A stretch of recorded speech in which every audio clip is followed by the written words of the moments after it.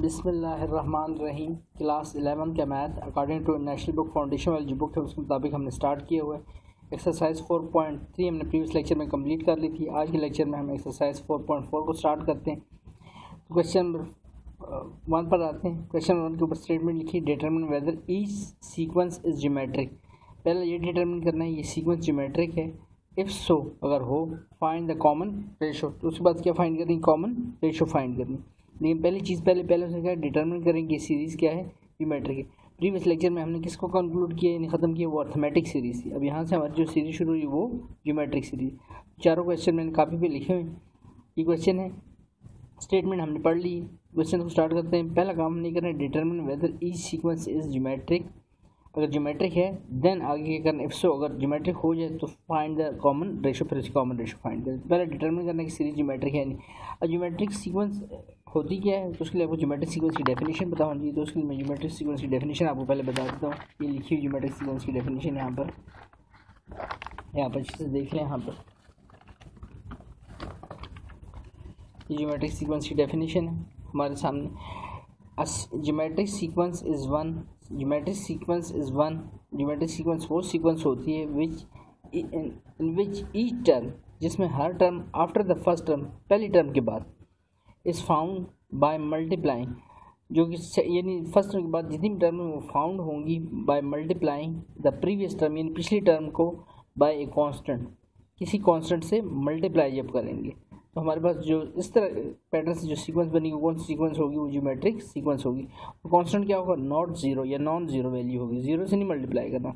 Called the common ratio, इसको common ratio भी कहते हैं। ये डेफिनेशन क्या हुई किसकी, geometric sequence is one, geometric sequence वो सीक्वेंस होती है इन विच ईच टर्म, जिसमें हर term after the first term, यानी ए वन, फर्स्ट टर्म आपको मैंने बताया हुआ है 4.3 में 4.2 में फर्स्ट टर्म को ए वन कहते हैं। फर्स्ट टर्म के बाद जितनी भी टर्म होंगी इज फाउंड बाय मल्टीप्लाइंग, यानी सेकंड टर्म है तो फर्स्ट टर्म को किसी कांस्टेंट से मल्टीप्लाई करें, थर्ड टर्म है तो सेकंड टर्म को किसी कांस्टेंट से मल्टीप्लाई करें। अगर ये पैटर्न हमें फॉलो मिलता है वो कांस्टेंट, तो फिर वो सीक्वेंस कौन सी होगी, ज्योमेट्रिक सीक्वेंस होगी। अगर ये पैटर्न नहीं मिलता तो सीक्वेंस ज्योमेट्रिक सीक्वेंस नहीं होगी। तो क्वेश्चन हमसे पूछा गया ना डिटरमिन, तो हमने डिटरमिन करना है। तो क्वेश्चन नंबर 1 पे आता हूँ। यहाँ पर देखिए क्वेश्चन 1 लिखा है 5, 20, 100, 500 एंड सो ऑन। तो फर्स्ट टर्म इसकी क्या होगी, फर्स्ट टर्म हमारे पास आ गई, दैट इज इक्वल टू 5। अब सेकंड टर्म A2 लिखूंगा, A2 तो प्रीवियस टर्म को मल्टीप्लाई करता हूँ कांस्टेंट से, 20 है तो प्रीवियस टर्म क्या थी 5, मैंने उतार लिया यहाँ पर। अगर मैं इसको 4 से मल्टीप्लाई करूँ, 5 4 से क्या हो जाएगा 20, तो ठीक है आ गई, यहाँ तक तो कोई मसला नहीं, ठीक है A2 भी आ गया।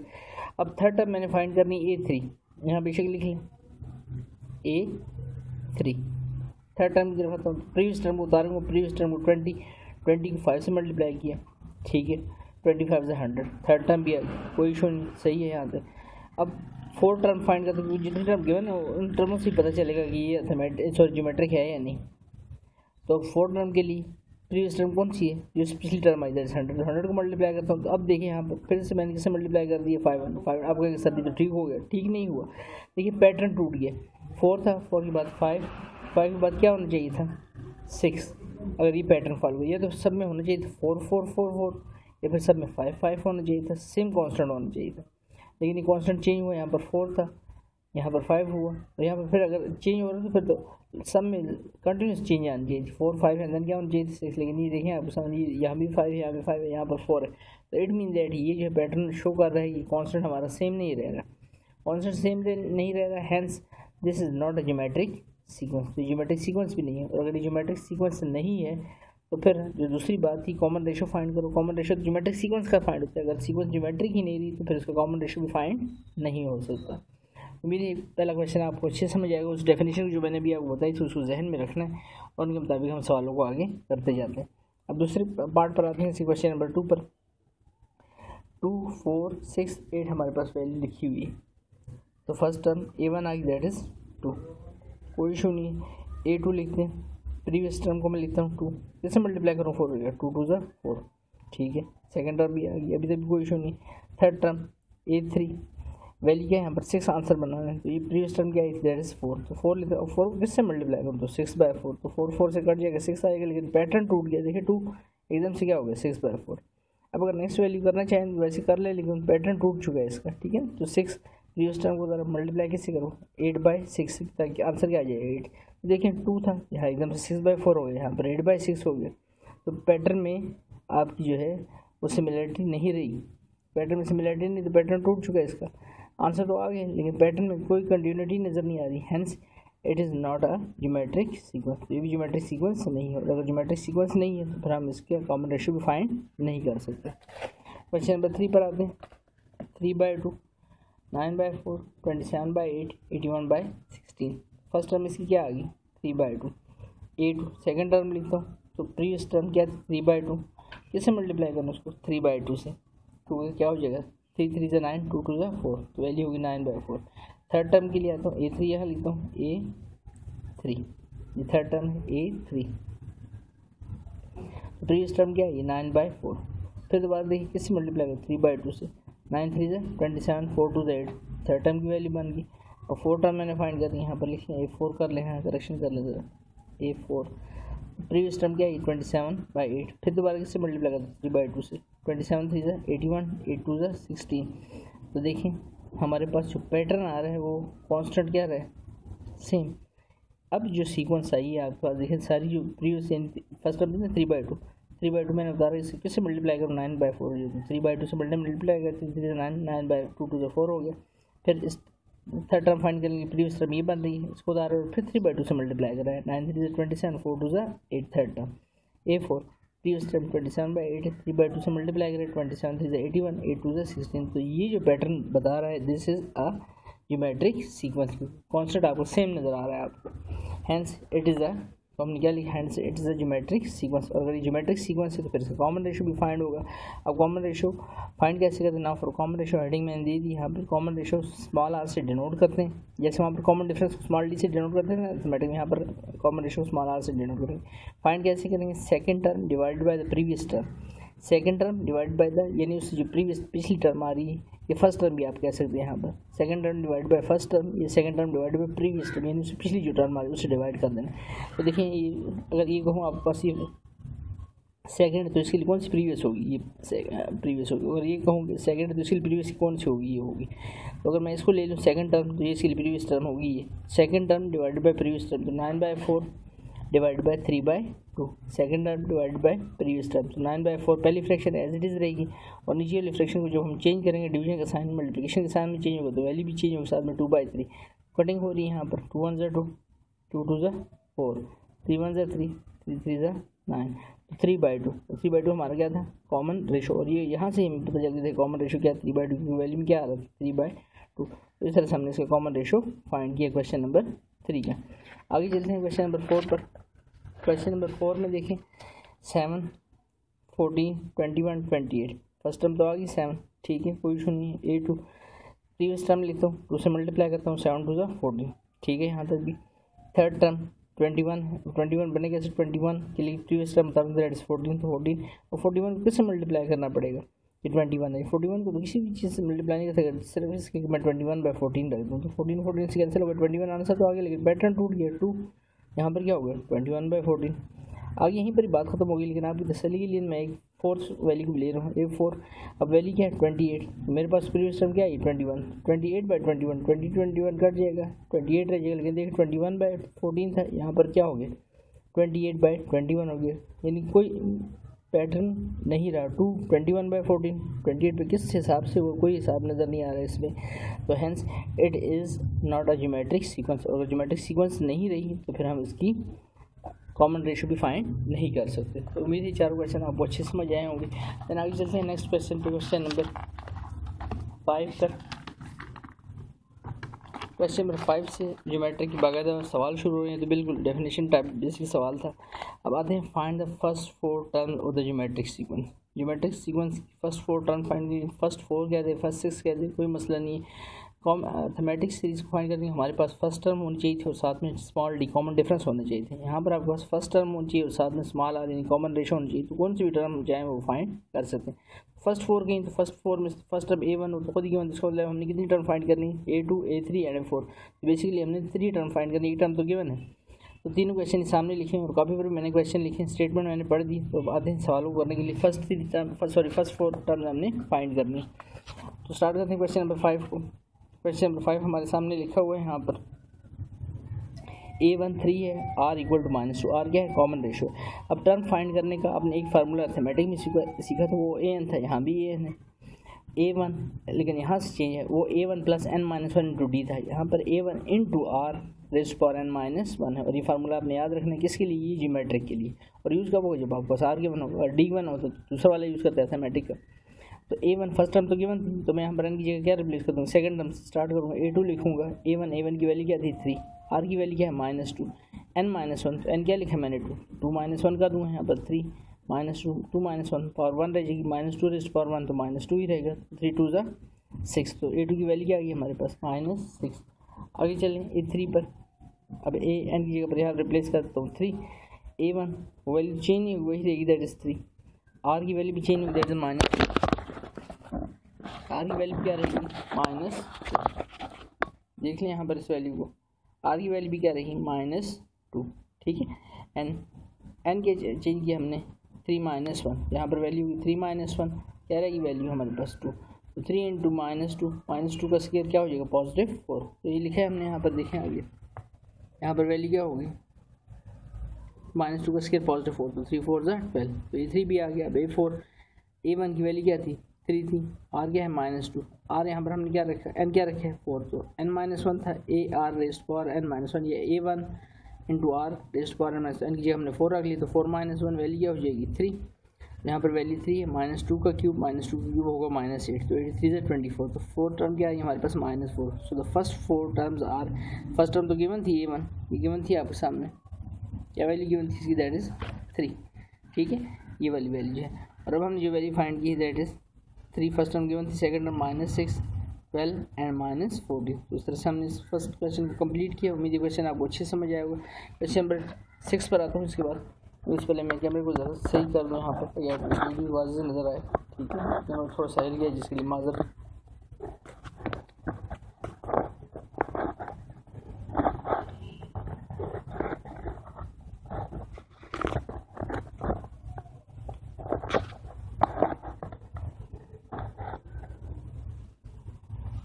अब आते हैं क्वेश्चन नंबर 6 पर।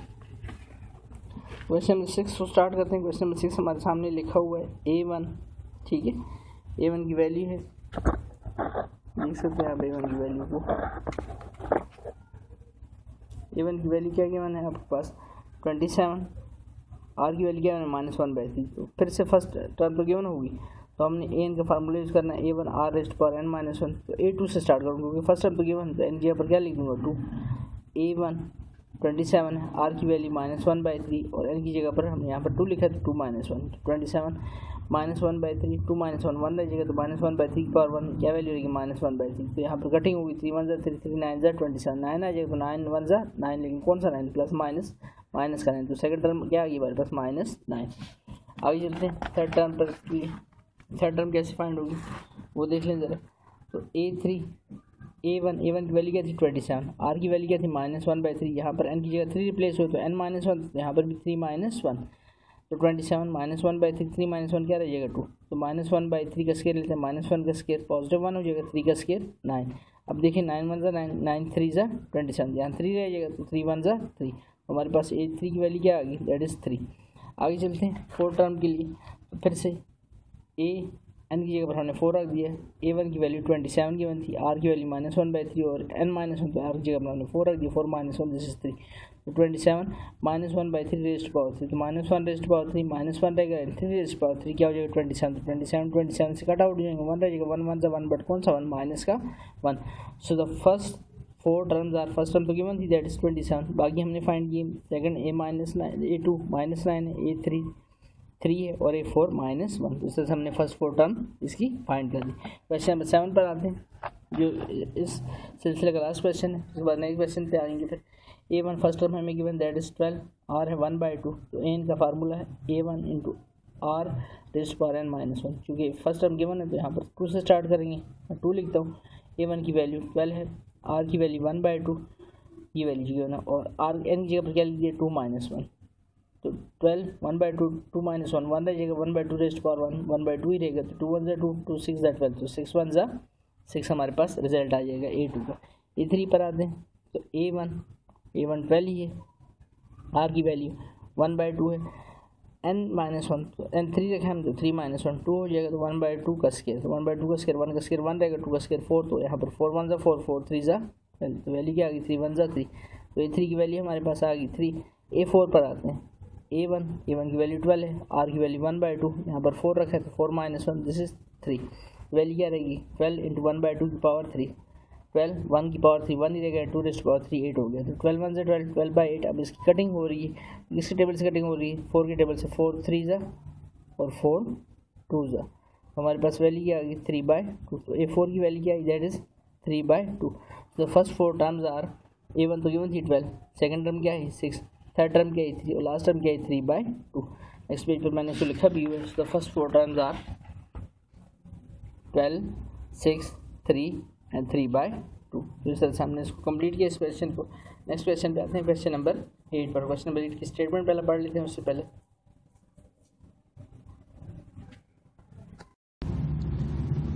नेक्स्ट क्वेश्चन स्टार्ट करते हैं। क्वेश्चन नंबर 8 की स्टेटमेंट पिछले क्वेश्चन की तरह बुक से पढ़ लेते हैं एक दफ़ा। क्वेश्चन नंबर 8 में हमें क्या कहा जा रहा है, find the next 2 terms of each geometric sequence, यानी ज्योमेट्रिक सीक्वेंस ये तय है कि इस दफ़ा ये ज्योमेट्रिक सीक्वेंस है, हमने जस्ट क्या करना है इसकी नेक्स्ट 2 टर्म फाइंड करनी है। अगर देखें तो ये 1 हो जाएगी first term, second term, third term, इसका मतलब A4 यानी fourth and fifth, A4 A5 यानी फोर्थ और फिफ्थ टर्म हमने फाइंड करनी है, नेक्स्ट 2 टर्म कंप्लीट हो जाएंगी।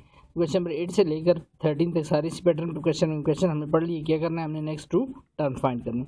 क्वेश्चन को स्टार्ट करते हैं, कापी पर जैसे हमने क्वेश्चन का नाम लिखा हुआ है, ठीक है, नंबर भी लिखा हुआ है उसका। तो इसे स्टार्ट करते हैं क्वेश्चन नंबर 8 से। क्वेश्चन नंबर 8 हमारे सामने है, find the next 2 term. Next 2 term हमने फाइंड करनी है यहाँ पर, find the next 2 term of the geometric sequence. Geometric sequence हमारे पास क्या गिवन, दैट इज 90 30 एंड 10, ये वैल्यूज गिवन है।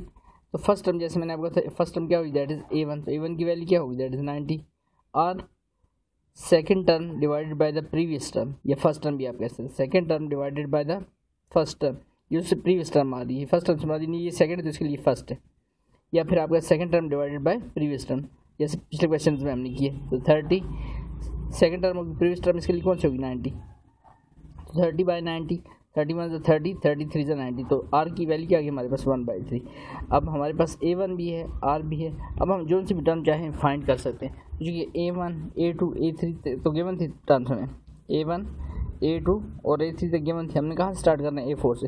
तो पहले AN का फार्मूला लिखते हैं, थीमेटिक सीरीज फाइंड करने के लिए फार्मूला होता था AN = A1 + n-1 और AN के यहाँ पर फाइंड करने के लिए फार्मूला क्या है, AN जैसे अभी हमने प्रीवियस क्वेश्चन में किया भी, AN = A1 R × n-1।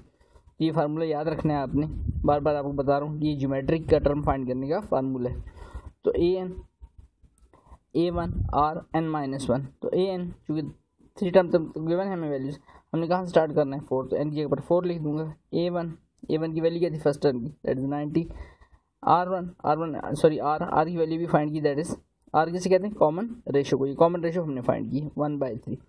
n की वैल्यू क्या है, n की वैल्यू चूँकि यहाँ पर 4 लिख दिया मैंने, तो n की जगह पर 4-1 हो जाएगा, तो 90 1/3 4-1 3 रह जाएगा, 90 1 की पावर 3 1 रहेगा, 3 की पावर 3 27 एंड 27 91 तो 90/27। तो देखिए इसकी कटिंग हो रही है किसके टेबल से, 10 के टेबल से डायरेक्ट कटिंग हो रही है, 9 के टेबल से, 9 10 90 9 3 27, तो 10/3।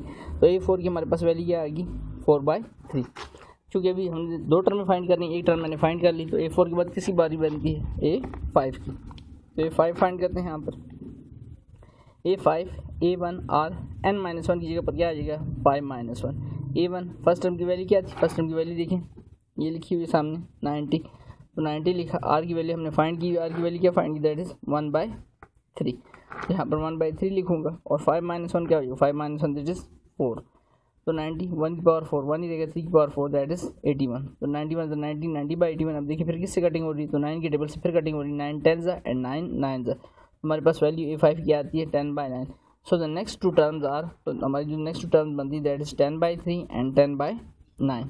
तो सर हमारा एक क्वेश्चन कंप्लीट होता है। उम्मीद है क्वेश्चन आपको अच्छे समझ आया हो, और फिर भी कुछ चीज़ क्लियर ना हुई हो तो आप दोबारा से, जैसे आपको हर वक्त कहता हूँ कि आप कमेंट करके पूछ सकते हो, उसका कोई इशू नहीं है। नेक्स्ट पे आते हैं क्वेश्चन नंबर 10 पे 13 तक अब सारे इसी पैटर्न पे क्वेश्चन होंगे सारे हमारे। तो 13 में देखिए हमारे पास सीक्वेंस क्या लिखी है 20, 30 एंड 45।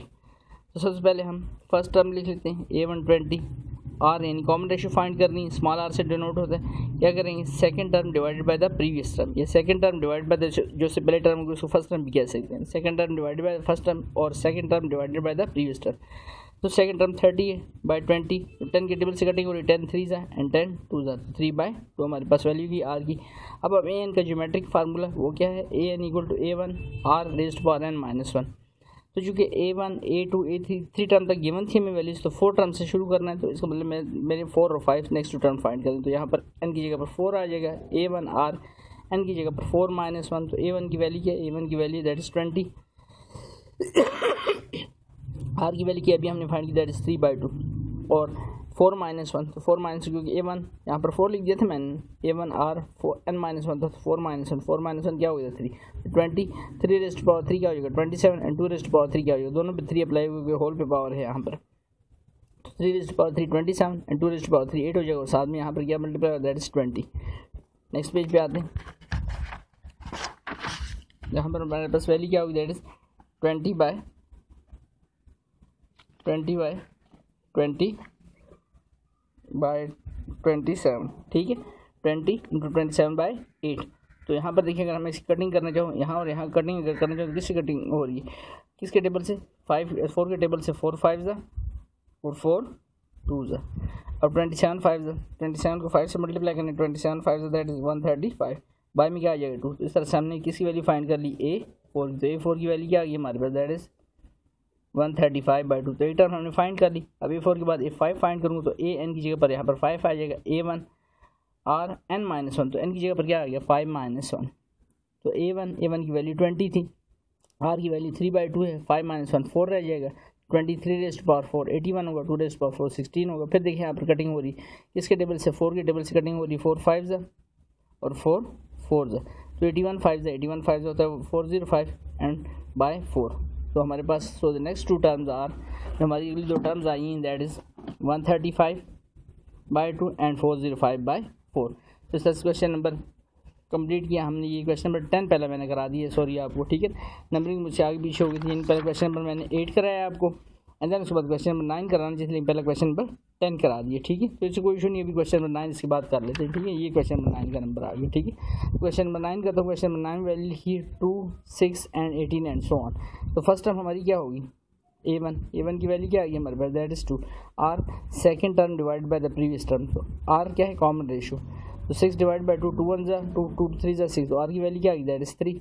अब an का फार्मूला जो एक बार आपके पास a1 फर्स्ट टर्म और r आ जाए तो कोई सी टर्म हम फाइंड कर सकते हैं। an का फार्मूला होता है a1 r raised power n minus 1। चूँकि मेरे पास a1 a2 a3 तक सीक्वेंस गिवन थी, नेक्स्ट टर्म क्या बनेगी a4 और a5।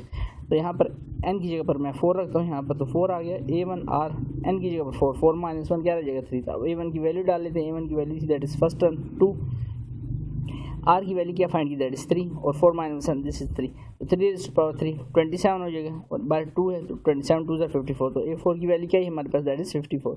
नेक्स्ट टर्म फाइंड करते हैं, a5 हो जाएगा यहाँ पर n की जगह पर a1 r n माइनस 1 तो 5 माइनस 1। a1 की वैल्यू क्या थी दैट इज़, ये देख सकते हैं a1 की वैल्यू क्या लिखी है 2, तो 2 लिख दी। r की वैल्यू क्या फाइंड की थी, r की वैल्यू हमने फाइंड की, ये लिखी सामने 3, तक वाज़ेह नज़र आया आपको 3 एंड देन 5 माइनस 1 क्या रहेगा था 4, 3 रेज़्ड पावर 4 होता है 81 2 से क्या हो जाएगा 162। So the next two terms are 54, ये हमने a4 फाइंड किया एंड a5 162। आगे चलते हैं क्वेश्चन नंबर 11 पर। 11 इस वजह से 10 मैंने पहले करा दिया, 9 कराया, अब आपको 11 कराने लगा, ठीक है। तो वैल्यू है 729 243 81 एंड सो ऑन आगे कर दिया। फर्स्ट टर्म हमारी a1 की वैल्यू क्या आ गई 729, r कॉमन रेशियो कैसे फाइंड हुआ, second term divided by the first term या द प्रीवियस टर्म आप कह सकते हैं, यानी उससे पिछली टर्म जो है 243/729। आप अगर चाहें तो डायरेक्ट कैलकुलेटर से करेंगे तो 1 मिनट में हो जाएगा 1/3 आंसर देखें, लेकिन मैंने इसकी मैनुअल कटिंग की है तो इस वजह से ज़रा ये स्टेप आपके सामने हुई। अगर मैं पहले कटिंग करूँ 3 से कटिंग करता हूँ, 3 8 3 1 3 2 6 1 कैरी 3 4 12 एंड 3 3 9, तो 81/3। अब 81/3 की फर्दर कटिंग हो रही है, फिर 3 से कटिंग हो रही है, 3 2 6 2 कैरी 3 7 3 8 24 3 1 तो 27/8 की फिर दोबारा से कटिंग हो रही है। अब किसके टेबल से मैंने निकाल दी 9 के टेबल से 9 3 एंड 9 9 तो वैल्यू क्या आएगी 3/9 एंड 3 1 एंड 3 3 तो आर की वैल्यू क्या आई 1/3। और अगर आप डायरेक्ट करेंगे कैलकुलेटर पर ज़्यादा आसान है, 243 डिवाइड बाई 729 लिखें, पॉइंट में नहीं लिखना, फ्रैक्शन में आपने आंसर देना, कैलकुलेटर में बटन होते तो आपको फ्रैक्शन में आंसर दे 1/3, पॉइंट में आंसर नहीं बनाना है इसका, ठीक है, फ्रैक्शन में रखना वो ज़्यादा बेस्ट रहता है। तो आर की वैल्यू क्या आ गई हमारे पास 1/3। अब आर भी आ चुका फर्स्ट टर्म तो हमारे पास पहले से थी, तो फिर से ज्योमेट्रिक का फार्मूला क्या है a n का a1 into R S power n minus 1। तो चूँकि a1 a2 a3 गिवन थे, a4 से हमने स्टार्ट करना है, यहाँ पर 4 लिखूँगा, a1 r n की जगह पर 4 माइनस 1। तो a1 की वैल्यू क्या है, a1 की वैल्यू फर्स्ट टर्म की 729 है, r की वैल्यू भी हमने फाइंड की 1/3 और 4 माइनस 1 पावर क्या रहेगी दैट इज़ 3। 729 1 रेस्ट पावर 3 1 रहेगा, 3 रेस्ट पावर 3 27। अब 27 729 इंटू 1 होगा बाई 27, 729 डिवाइड बाई 27 करेंगे तो याद रखें कैलकुलेटर से आप इसको करेंगे 729 इंटू 1 729 हो जाएगा, नीचे डिवाइजर में क्या है 27, डिवाइड करें तो आपके पास रिजल्ट आ जाता है 27 27 से क्या होता है 729। तो a4 की वैल्यू क्या है हमारे पास दैट इज़ 27। एक टर्म और फाइंड करनी क्योंकि हमने कौन सी टर्म फाइंड की अभी a4 फाइंड की, तो a5 फाइंड करते हैं हम इसके बाद। तो a5 यहाँ पर देख लें आप, a5 यहाँ पर कर देता हूँ साथ ही इसके a5। तो a5 की वैल्यू के लिए क्या होगा a5 होगा यहाँ पर देन उसके बाद a1 r, अब वैल्यू क्या होगी 5 माइनस 1, यहाँ पर वैल्यू हमारे पास आएगी a5 a1 की वैल्यू क्या थी 729, तो यहाँ 729 लिखूँगा। r की वैल्यू क्या थी 1/3 और 5 माइनस 1 क्या रहेगा 5 माइनस 1 दिस इज 4। अब 729 लिखा हुआ है, 1 रेज़्ड पावर 4 1 रहेगा, 3 रेज़्ड पावर 4 3 रेज़्ड पावर 4 क्या होता है दैट इज 81। तो 81 होगी यहाँ पर वैल्यू। अब देखिए 729/81, 729/81 का तो 9 1 9 होता है, 9 8 72, तो इसका मतलब 81 9 से तो इसका हमारे पास जो आंसर आएगा 729 को अगर हम 9 से डिवाइड करें तो 9 1 9 हो जाएगा, 9 8 72। तो हमारे पास यानी वैल्यू जो बनेगी a5 की दैट इज़ क्या आएगी 729 को डिवाइड करते 81 से रिजल्ट आता है आपके पास 9। तो हमारे पास जो नेक्स्ट टर्म आएगी a5 की वो क्या आएगी that is 9। So the next two term क्या आ गई a4 क्या आ गया 27 और a5 क्या आ गया दैट इज़ 9। तो इस तरह से हमारा क्वेश्चन कंप्लीट होता है। क्वेश्चन नंबर 12 पे आते हैं। इसके बाद क्वेश्चन नंबर 12 में सीक्वेंस क्या गिवन है 1/27 देन उसके बाद वैल्यू 1/9 है, देन उसके बाद वैल्यू 1/3 एंड सो ऑन कर दिए। तो फर्स्ट टर्म a1 की वैल्यू हमें मिल गई 1/27। अब सेकंड टर्म ये है 1/9 डिवाइड बाय प्रीवियस टर्म या first term that is 1/27। Fraction के डिवीजन का तरीका आपको पता होगा, ये वैल्यू आपकी 1/9 जो एज इट इज रही है, जो डिवाइड में वैल्यू 1/27 रही पलटी जाएगी तो किस में कन्वर्ट हो जाएगा साइन, डिवाइड का साइन मल्टीप्लिकेशन के साइन में चेंज होगा और साथ में डिनोमिनेटर न्यूमरेटर क्या हो जाएगा डिनोमिनेटर हो जाएगा 27/1। यहाँ पर देखिए 9 1 9 9 3 27, तो 3/1 लिखने की जरूरत नहीं, तो हमारे पास आर की वैल्यू क्या आ गई जस्ट 3। आर फाइंड हो गया फर्स्ट टर्म हमारे पास है। तो फिर से एन का formula a1 r raised power n minus 1, क्योंकि a1 first term, a2 second term, a3 तीन टर्म्स हमें गिवन थी। यहाँ पर हमने कहाँ से स्टार्ट करना है, हमने स्टार्ट करना है a4 से। फिर से यहाँ पर a4 लिखूँगा, a4 फार्मूला क्या होगा, फार्मूला इसका होगा a4 का a1 into r raised power n minus 1, ये है ना एन का फार्मूला। तो a4 a1 r n की जगह पर मैंने क्या लिख दिया 4 माइनस 1। तो अब a1 की वैल्यू क्या थी 1/27, r की वैल्यू भी फाइंड की दैट इज 3, 4 माइनस 1 क्या रहेगा 3, 1/27 3 रेज़्ड पावर 3 27 से कट जाएगा तो वैल्यू क्या आ गई a4 की आपके पास दैट इज 1। आगे चलते हैं a5 पर, a1 r n की जगह पर क्या आ गया 5 माइनस 1, a1 की वैल्यू क्या है फर्स्ट टर्म दैट इज 1/27, यहाँ से देख सकते हैं ऊपर से आप 1/27 की फर्स्ट टर्म की वैल्यू हमारे पास 1/27। तो ये हमने लिखी 5 माइनस 1 4 रह जाएगा और आर की वैल्यू क्या थी, आर की वैल्यू फाइंड की दैट इज 3, आर की वैल्यू 3। यहाँ पर 3 लिख देता हूँ, 3 रेज़्ड पावर 4 81 हो जाएगा, 81/27 तो 27 1 एंड 27 3 क्या होता है 81। तो a5 की वैल्यू क्या आ गई हमारे पास, a5 की वैल्यू आ गई that is 3। So the next two terms are, तो अगली दो टर्म जो हमारी फाइंड हुई हैं वो क्या है दैट इज 1 and 3। तो 1 and 3 हमने फाइंड कर ली। आगे चलते हैं क्वेश्चन नंबर 13 पे, 1/4, 1/2 and comma minus one by n dot dot dot, फिर से 3 टर्म गिवन है। अच्छा ये जरूरी नहीं कि 3 टर्म, अगर आपको पेपर में यहाँ पर 4 टर्म दे दी जाए और नेक्स्ट टर्म का आ जाए तो आपने A5 और A6 फाइंड करनी होगी, ठीक है ना, इस चीज़ का ध्यान रखना है पेपर में। अभी अगर ये वाली वैल्यू नहीं दी जाती और मुझे कहा जाता है लेट से इसको हटा दी जाए और आपसे कहा जाए नेक्स्ट 2 टर्म फाइंड करें, तो आपने कहाँ से स्टार्ट करना है, n इक्वल टू 3 से, यानी पुट एन की जगह A3 हो जाएगी, वो 3rd टर्म और 4th टर्म फिर आपने फाइंड करनी होगी। और अगर आपको चाहे नेक्स्ट 3 टर्म फाइंड करें तो इसका मतलब A3 अगर ये मिसिंग हो तो A3 A4 और A5 फाइंड करना है, ठीक है। कॉन्सेप्ट समझने सवाल के रटे लगाने की ज़रूरत नहीं है, ठीक है। तो आता हूँ क्वेश्चन पे, क्वेश्चन नंबर 13 पे। तो फर्स्ट टर्म हमारी क्या होगी, फर्स्ट टर्म हमारी फिर से होगी दैट इज़ A1 1/4, आर की value second term divided by the previous term, तो 1/2 1/4 डिवाइड हो रहे हैं, इसको जब मल्टीप्लाई के साथ में चेंज करेंगे तो 4 ऊपर चलेंगे, 1 नीचे, 2 1 2 2 2 4, तो हमारे पास 2 1 2 2/1 लिखने की जरूरत नहीं, तो आर की वैल्यू क्या आ गई दैट इज़ 2। आर आ गया हमारे पास फर्स्ट टर्म पहले से गिवन, तो एन का formula A1 into r is to power n minus 1, चूँकि मैंने A1 A2 A3 गिवन तो A4 मैंने फाइंड करनी है, तो n की जगह पर 4 लिखूँगा। A1 फर्स्ट टर्म की वैल्यू 1/4 है, आर की वैल्यू अभी फाइंड की 2, 4 - 1 3, 2 रेज़ टू पावर 3 8 होता है, तो 8 1 8/4, तो यहाँ पर 4 1 4 4 2 8, तो ए की वैल्यू क्या आ गई A4 की हमारे पास दैट इज़ 2। नेक्स्ट टर्म पर आते हैं A5 के लिए, तो A5 A1 r raise to power n - 1 होता है, तो 5 - 1 हमारे पास 4 रह जाएगा। A1 की वैल्यू क्या थी, A1 की वैल्यू दैट इज़ 1/4, तो 1/4 लिखा हमने यहाँ पर, ये वैल्यू थी A1 की 1/4, यहाँ पर ऊपर से ये वैल्यू लिखी हमने। आर की वैल्यू भी हमने फाइंड की दैट इज़ 2, ये वाली वैल्यू है आर की, ये लिखी, एंड 5 - 1 4, तो 2 रेज़ टू पावर 4 क्या हो जाएगा, 2 रेज़ टू पावर 4 16 हो जाएगा, 16 × 1 16/4, 16/4 को जब मैं कटिंग करूँगा तो 4 1 4 4 4 16 कटिंग हो जाएगी, देखेंगे 1/4 इंटू 6, 2 रेज़ टू पावर 4 क्या हो गया 16, तो 4 1 4 4 4 16 एंड 4 1 4, तो A5 की वैल्यू क्या है हमारे पास 4। So the next 2 terms are 2 and 4, तो नेक्स्ट 2 टर्म हमारी जो बनती है वो 2 एंड 4 बनती है। आगे चलते हैं क्वेश्चन नंबर 14 पर, लेकिन क्वेश्चन नंबर 14 पर फिर से बुक पर क्वेश्चन हम पहले पढ़ लेते हैं जल्दी से। क्वेश्चन में हमसे क्या पूछा जा रहा है, क्वेश्चन में हमसे पूछा जा रहा है यहाँ पर find the nth term, nth term कहते हैं यानी लास्ट टर्म को, आखिरी टर्म को nth टर्म कहा जाता है, ठीक है।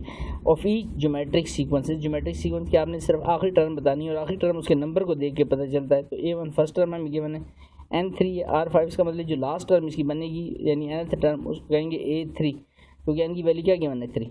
तो ये क्वेश्चन 14 से शुरू है अप टू 19 तक इसी पैटर्न पर क्वेश्चन, यानी हमने nth टर्म मीन यानी उसकी लास्ट टर्म हमने फाइंड करके देनी। क्वेश्चन हमने पढ़ लिया यहाँ से, अब स्टार्ट करते हैं क्वेश्चन को। क्वेश्चन मैंने यहाँ कॉपी पे भी लिखा हुआ, find the nth term of the geometric sequence. Question number 14 है, A1 की वैल्यू हमें गिवन है फर्स्ट टर्म की 4, n की वैल्यू भी गिवन है, r की वैल्यू है। n टर्म मैंने आगे लिख दिया, इसको an से डिनोट करते हैं और इसको लास्ट टर्म भी कहते हैं। तो अगर n आपको 3 गिवन है तो n का फार्मूला क्या होता है, n का फार्मूला होता है A1 r⁻n-1, तो n टर्म मीन यानी लास्ट टर्म जो आपकी फाइंड होगी n से पता चलेगा, तो n क्या आ रहा है 3, इसका मतलब लास्ट टर्म इसकी क्या बनती है, इस सीक्वेंस में कितनी टर्म्स हैं 3 टर्म्स हैं, तो n की जगह पर क्या आ जाएगा 3, A1 r⁻n-1, तो n की जगह पर क्या हमने डाल दिया 3 -1। अब A1 की वैल्यू क्या गिवन थी 4, r की वैल्यू गिवन थी दैट इज़ 5, 3 - 1 क्या हो जाएगा 2, तो 5 का स्क्वायर 25 इंटू 4, 25 इंटू 4 क्या हो जाएगा 100, तो A3 यानी nth टर्म की लास्ट टर्म की हमारी जो वैल्यू बनती है दैट इज़ 100। अब अगर n 5 दिया था तो हमारी लास्ट टर्म क्या होती A5 होती, ठीक है। nth टर्म यानी उसको जिसको कहते हैं nth टर्म मैंने लिखा हुआ है आगे, लास्ट टर्म भी इसको कहते हैं, an भी कहते हैं और nth टर्म तो कहते हैं इसको, ठीक है। जनरल टर्म भी इसको कहा जाता है। अब उसके बाद आगे चलते हैं क्वेश्चन नंबर 15 पर। क्वेश्चन नंबर 15 में भी हमने 19 तक सब में यही काम करना था। यहाँ पर वैल्यू गिवन है हमारे पास A1 2 है, n 5 है, r 2 है, तो n का फार्मूला A1 r⁻n-1, चूँकि n की वैल्यू क्या है 5, तो मतलब 5th टर्म इसकी लास्ट टर्म है, nth टर्म, तो ये 5 हो जाएगा यहाँ पर। A1 r की जगह पर r की वैल्यू गिवन दैट इज़ 2 डालूंगा यहाँ पर और 5 - 1 4। नेक्स्ट स्टेप हमने यही किया हुआ है, A1 की वैल्यू 2, r की वैल्यू भी गिवन थी दैट इज़ आल्सो 2 और 5 - 1 क्या हो गया 4, तो 2 रेज़ टू पावर 4 होता है 16, 16 2 32, तो A5 यानी nth टर्म की लास्ट टर्म की वैल्यू हमारे पास बनती है दैट इज़ 32। इस तरह इस क्वेश्चन को हमने कंप्लीट किया, इस सारे क्वेश्चन को 32। A5 की जो वैल्यू है चेक कर लें दोबारा से, ये 2 लिखा था, ये फर्स्ट टर्म लिखा, हमने इसको क्या लिखा दैट इज़ r की वैल्यू, और 5 - 1 क्या रह गया था, ये था ना 5 - 1, ये की हमने यहाँ से 5 - 1, A1 की वैल्यू लिखी, r की वैल्यू लिखी, A1 की वैल्यू 2 थी, r की वैल्यू भी 2, 5 - 1 क्या हो जाएगा 4, यही हमने यहाँ पे लिखा है इसको। ये वैल्यू क्या है हमारे पास 2 2 रेज़ टू पावर क्या है साथ में 4, तो यहाँ पर value 2 2 raise to power 4 16 16 to the 32, तो ये 5 की वैल्यू क्या आ गई 32। क्वेश्चन नंबर 16 पर आते हैं। क्वेश्चन नंबर 16 में लिखा हुआ है A1 हमारे पास वैल्यू की 7 फर्स्ट टर्म n 4 है r 2 है। an का formula A1 r raise to power n minus 1, n कहाँ से पता चले कितनी टर्म है इसमें, यहाँ से 4 है, तो इसका मतलब a यहाँ पर हम क्या लिख देंगे A7 लिख देंगे, तो इसका मतलब सॉरी A4 लिख देंगे, तो इसकी लास्ट टर्म क्या बन रही है 4 टर्म, तो A1 r n की जगह पर क्या लिख दूँगा 4, तो 4 माइनस 1 3 रह जाएगा। अब A1 की वैल्यू क्या थी 7, r की वैल्यू क्या थी 2, तो 2 रेज़ टू पावर 3 8 हो जाएगा, 8 7 56, तो हमारे पास A4 या nth टर्म की वैल्यू क्या थी दैट इज़ 56। तो इस तरह से क्वेश्चन को हमने कंप्लीट किया। आगे चलते हैं क्वेश्चन नंबर 17 पर। A1 फर्स्ट टर्म में 243 गिवन है, n 5 गिवन है और r -1/3। an का formula A1 r raise to power n minus 1, इसका मतलब हमारी nth टर्म या लास्ट टर्म क्या बन रही है 5, n पता चल गया 5 है, तो A5 हमारी 5th टर्म बन रही है या nth टर्म, तो A1 r n minus 1, n की जगह पर मैंने क्या रिप्लेस कर दिया 5 माइनस 1 क्या रह जाएगा 4। A1 की वैल्यू क्या है, A1 की वैल्यू 243, r की वैल्यू क्या गया -1/3, 243 -1 रेज़ टू पावर 4 पॉजिटिव 1 हो जाएगा, एंड 3 दोनों पे पावर अप्लाई होगी, 3 रेज़ टू पावर 4 81 हो जाएगा। 243 इंटू 1 243 होगा बाई 81, 243 बाई 81 डिवाइड करते हैं आप कैलकुलेटर से, आपके पास रिजल्ट आ जाता है 81 3 याद रखिए क्या होता है 243, तो हमारे पास A5 की वैल्यू क्या आती है, A5 की वैल्यू आती है दैट इज़ 3। आगे चलते हैं नेक्स्ट क्वेश्चन पे, क्वेश्चन नंबर 18 पे। क्वेश्चन नंबर 18 में हमें A1 की वैल्यू गिवन है दैट इज़ 32, n की वैल्यू 6 है, r की वैल्यू -1/2 है। A1 की वैल्यू 32 ठीक, और n की वैल्यू 6 है और r की वैल्यू -1/2। क्वेश्चन नंबर 18 है। an फार्मूला फिर से A1 r raise to power n minus 1 हो जाएगी वैल्यू हमारे पास। अब n 6 है, तो 6 टर्म्स हैं इसमें, लास्ट टर्म हमारी 6 बन रही, तो n की जगह पर 6 लेता हूँ A1 r, n की जगह पर 6 माइनस 1, तो 6 माइनस 1 5 हो गया। A1 की वैल्यू 32 है, r की वैल्यू -1/2, 32 लिखा ना -1 रेज़ टू पावर 5 -1 ही रह गया, एंड 2 रेज़ टू पावर 5 32 से कैंसिल हो जाएगा, 1 रह जाएगा, तो 1 1 1, बट कौन सा 1 माइनस का 1, हमारी A6 है लास्ट टर्म की वैल्यू क्या बनती दैट इज़ -1। आगे चलते हैं क्वेश्चन नंबर 19 पे। तो क्वेश्चन नंबर 19 में लिखा हुआ है A1 16 है, n 8 है, r 1/2 है। फर्स्ट टर्म भी गिवन है, n भी गिवन है, r भी गिवन है, nth टर्म या लास्ट टर्म या जनरल टर्म हम इजीली फाइंड कर सकते हैं दैट इज n का formula A1 r raise to power n minus 1। n यहाँ पर क्या रिप्लेस कर दूँगा 8, तो इसमें A8 इसकी लास्ट टर्म या nth टर्म बनती है, ठीक है, या जनरल टर्म बनती है। तो A1 की वैल्यू है 16, r की वैल्यू है 1/2, n-1, तो n-1 हमने यहाँ पर A1 r n-1 r की जगह पर क्या n की जगह पर क्या रिप्लेस कर दिए 8 -1 क्या रह जाएगा 7। अब A1 की वैल्यू 16, r की वैल्यू 1/2 और पावर क्या रहेगी 7, तो 16 लिखा रहने 1 रेज़ टू पावर 7 1 ही रहेगा, and 2 raise to power 7 that is 128। अब 16 1 16 और 16 8 से ज़्यादा क्या होता है 128, तो A8 की वैल्यू क्या है हमारे पास दैट इज़ 1/8। इस तरह इस क्वेश्चन को हमने कंप्लीट किया और इसके साथ ही हमारे क्वेश्चन कंप्लीट होता है। क्वेश्चन नंबर 20 पर आते हैं। क्वेश्चन नंबर 20 की पहले स्टेटमेंट पढ़ लेते हैं, स्टेटमेंट में क्या कहा जा रहा है। क्वेश्चन नंबर 20 में कहा जा रहा है find the missing geometric means, term नहीं फाइंड करनी, अब ध्यान रखना है आपने, find the missing geometric means, यानी जो ज्योमेट्रिक मीन मिसिंग है आपने वो फाइंड करने हैं। तो यहाँ देखिए पहले ज्योमेट्रिक मीन गिवन है, आगे ब्लैंक से और आगे 48 लिख दिया। सेकंड में 1 है, ब्लैंक है 8 लिख दिया, 8 है, ब्लैंक है और 1/4 लिख दिया। अच्छा ये क्वेश्चन नंबर 23 है आपकी बुक में, इसका जो आंसर लिखा हुआ है वो ब्लैंक्स सिर्फ यहाँ एक दिया गया, वहाँ पर 2-3 वैल्यूज लिखी है, लेकिन मैंने इस क्वेश्चन को इसी ब्लैंक के मुताबिक सॉल्व किए, ठीक है, इसी ब्लैंक। हाँ अगर इस ब्लैंक के आगे ये ब्लैंक्स को स्प्लिट किया जाए और ब्लैंक्स दिए जाए तो फिर और वैल्यूज बनती हैं, लेकिन चूँकि क्वेश्चन जो ब्लैंक गिवन मैंने उसके मुताबिक उसको सॉल्व किया, ठीक है। तो इस वजह से इन्होंने जब आप वीडियो में देखें सर बैक पे आंसर हो रहा है, वो इस वजह से उन्होंने जो वहाँ पर आंसर लिखा है वो मुख्तलिफ ब्लैंक्स पर लिखा है। यहाँ पर जितने ब्लैंक्स गिवन है मैंने उसके मुताबिक क्वेश्चन को सॉल्व किया, ठीक है। तो क्वेश्चन नंबर 24 देख लें एंड 25, तो 20 से लेकर 25 तक जो क्वेश्चन है उनको अभी हम स्टार्ट करते हैं। और क्वेश्चन नंबर 23 की मैंने मतलब बता दी कि वहाँ पर जो आंसर है वो 2 या 3 ब्लैंक्स का आंसर है, जब यहाँ पर आपके सामने एक ब्लैंक गिवन, तो इसके मुताबिक मैंने इसको सॉल्व किया, ठीक है। तो फाइंड द मिसिंग ज्योमेट्रिक, लेकिन ज्योमेट्रिक टर्म्स नहीं फाइंड करेंगे, ज्योमेट्रिक क्या करना है, ज्योमेट्रिक मीन्स। अब इसका अपना प्रोसीजर होगा। पहले क्वेश्चन को देखें 3 लिखा है, आगे 3 ब्लैंक्स हैं, उसके बाद क्या लिख दिया 48, तो उनको सॉल्व करते हैं। और ये काफ़ी इंपॉर्टेंट सवाल है, यहाँ से जब शुरू है ध्यान से देखना है आपने क्वेश्चन को। वैसे यहाँ पर पढ़ लेते हैं दोबारा से। Find the missing geometric means, geometric means हमने फाइंड करना है मिसिंग ज्योमेट्रिक मीन्स। पहला क्वेश्चन जैसे हमने पढ़ लिया था 3 ब्लैंक ब्लैंक ब्लैंक एंड 48 लिखे, तो मुझे पता नहीं कि जो मीन क्या आ तो रहे हैं, ये तो बता कि 3 आ रहे हैं, लेकिन हैं कौन कौन से, तो उसके लिए मैं लिखता हूँ सपोज लेट G1 G2, ये प्रोसीजर आपने याद रखना है, G3 B3 geometric mean between किसके आ रहे हैं, बिटवीन 3 एंड 48 के, बिटवीन 3 एंड 48 की, तो 3 लिखता हूँ, कैपिटल G1 लिखता हूँ, G2 लिखता हूँ, G3 एंड लास्ट पे 48। अभी फिलहाल ये वैल्यूज मैंने अज्यूम वैल्यूज लिख दी, वैल्यूज नहीं आई, इन्हीं की वैल्यूज फाइंड करनी। अब लेकिन मुझे इस तरह से लिखने से कुछ चीज़ें हासिल होने वाली हैं और कुछ चीज़ें मैं उसकी मदद से फाइंड करूँगा और फिर मैं वो टर्म्स फाइंड कर लूँगा। तो फर्स्ट टर्म तो हमें नजर आ गई A1 की वैल्यू क्या है, दैट इज़ 3। अगर आप आर का तो आर फाइंड नहीं हो सकता, आर का फाइंड करने का तरीका होता है ज्योमेट्रिक में second term divide by the previous term, तो G1 डिवाइड बाय 3 करने से तो कुछ भी हासिल नहीं होने, तो उससे आर को क्या कर देते हैं, क्वेश्चन मार्क कर देते हैं। एन काउंट करें तो first term, second term, third term, fourth term, fifth term, तो एन कितना आ गया 5। और अगर टर्म वाइज का तो ये A1 की वैल्यू, A2 की, A3 की, A4 की और A5 की वैल्यू क्या आ रही है, नंबर तो पता चलेगा टोटल 5 है, और A5 की वैल्यू क्या आ रही है, A5 पे वैल्यू आ रही है दैट इज़ 48।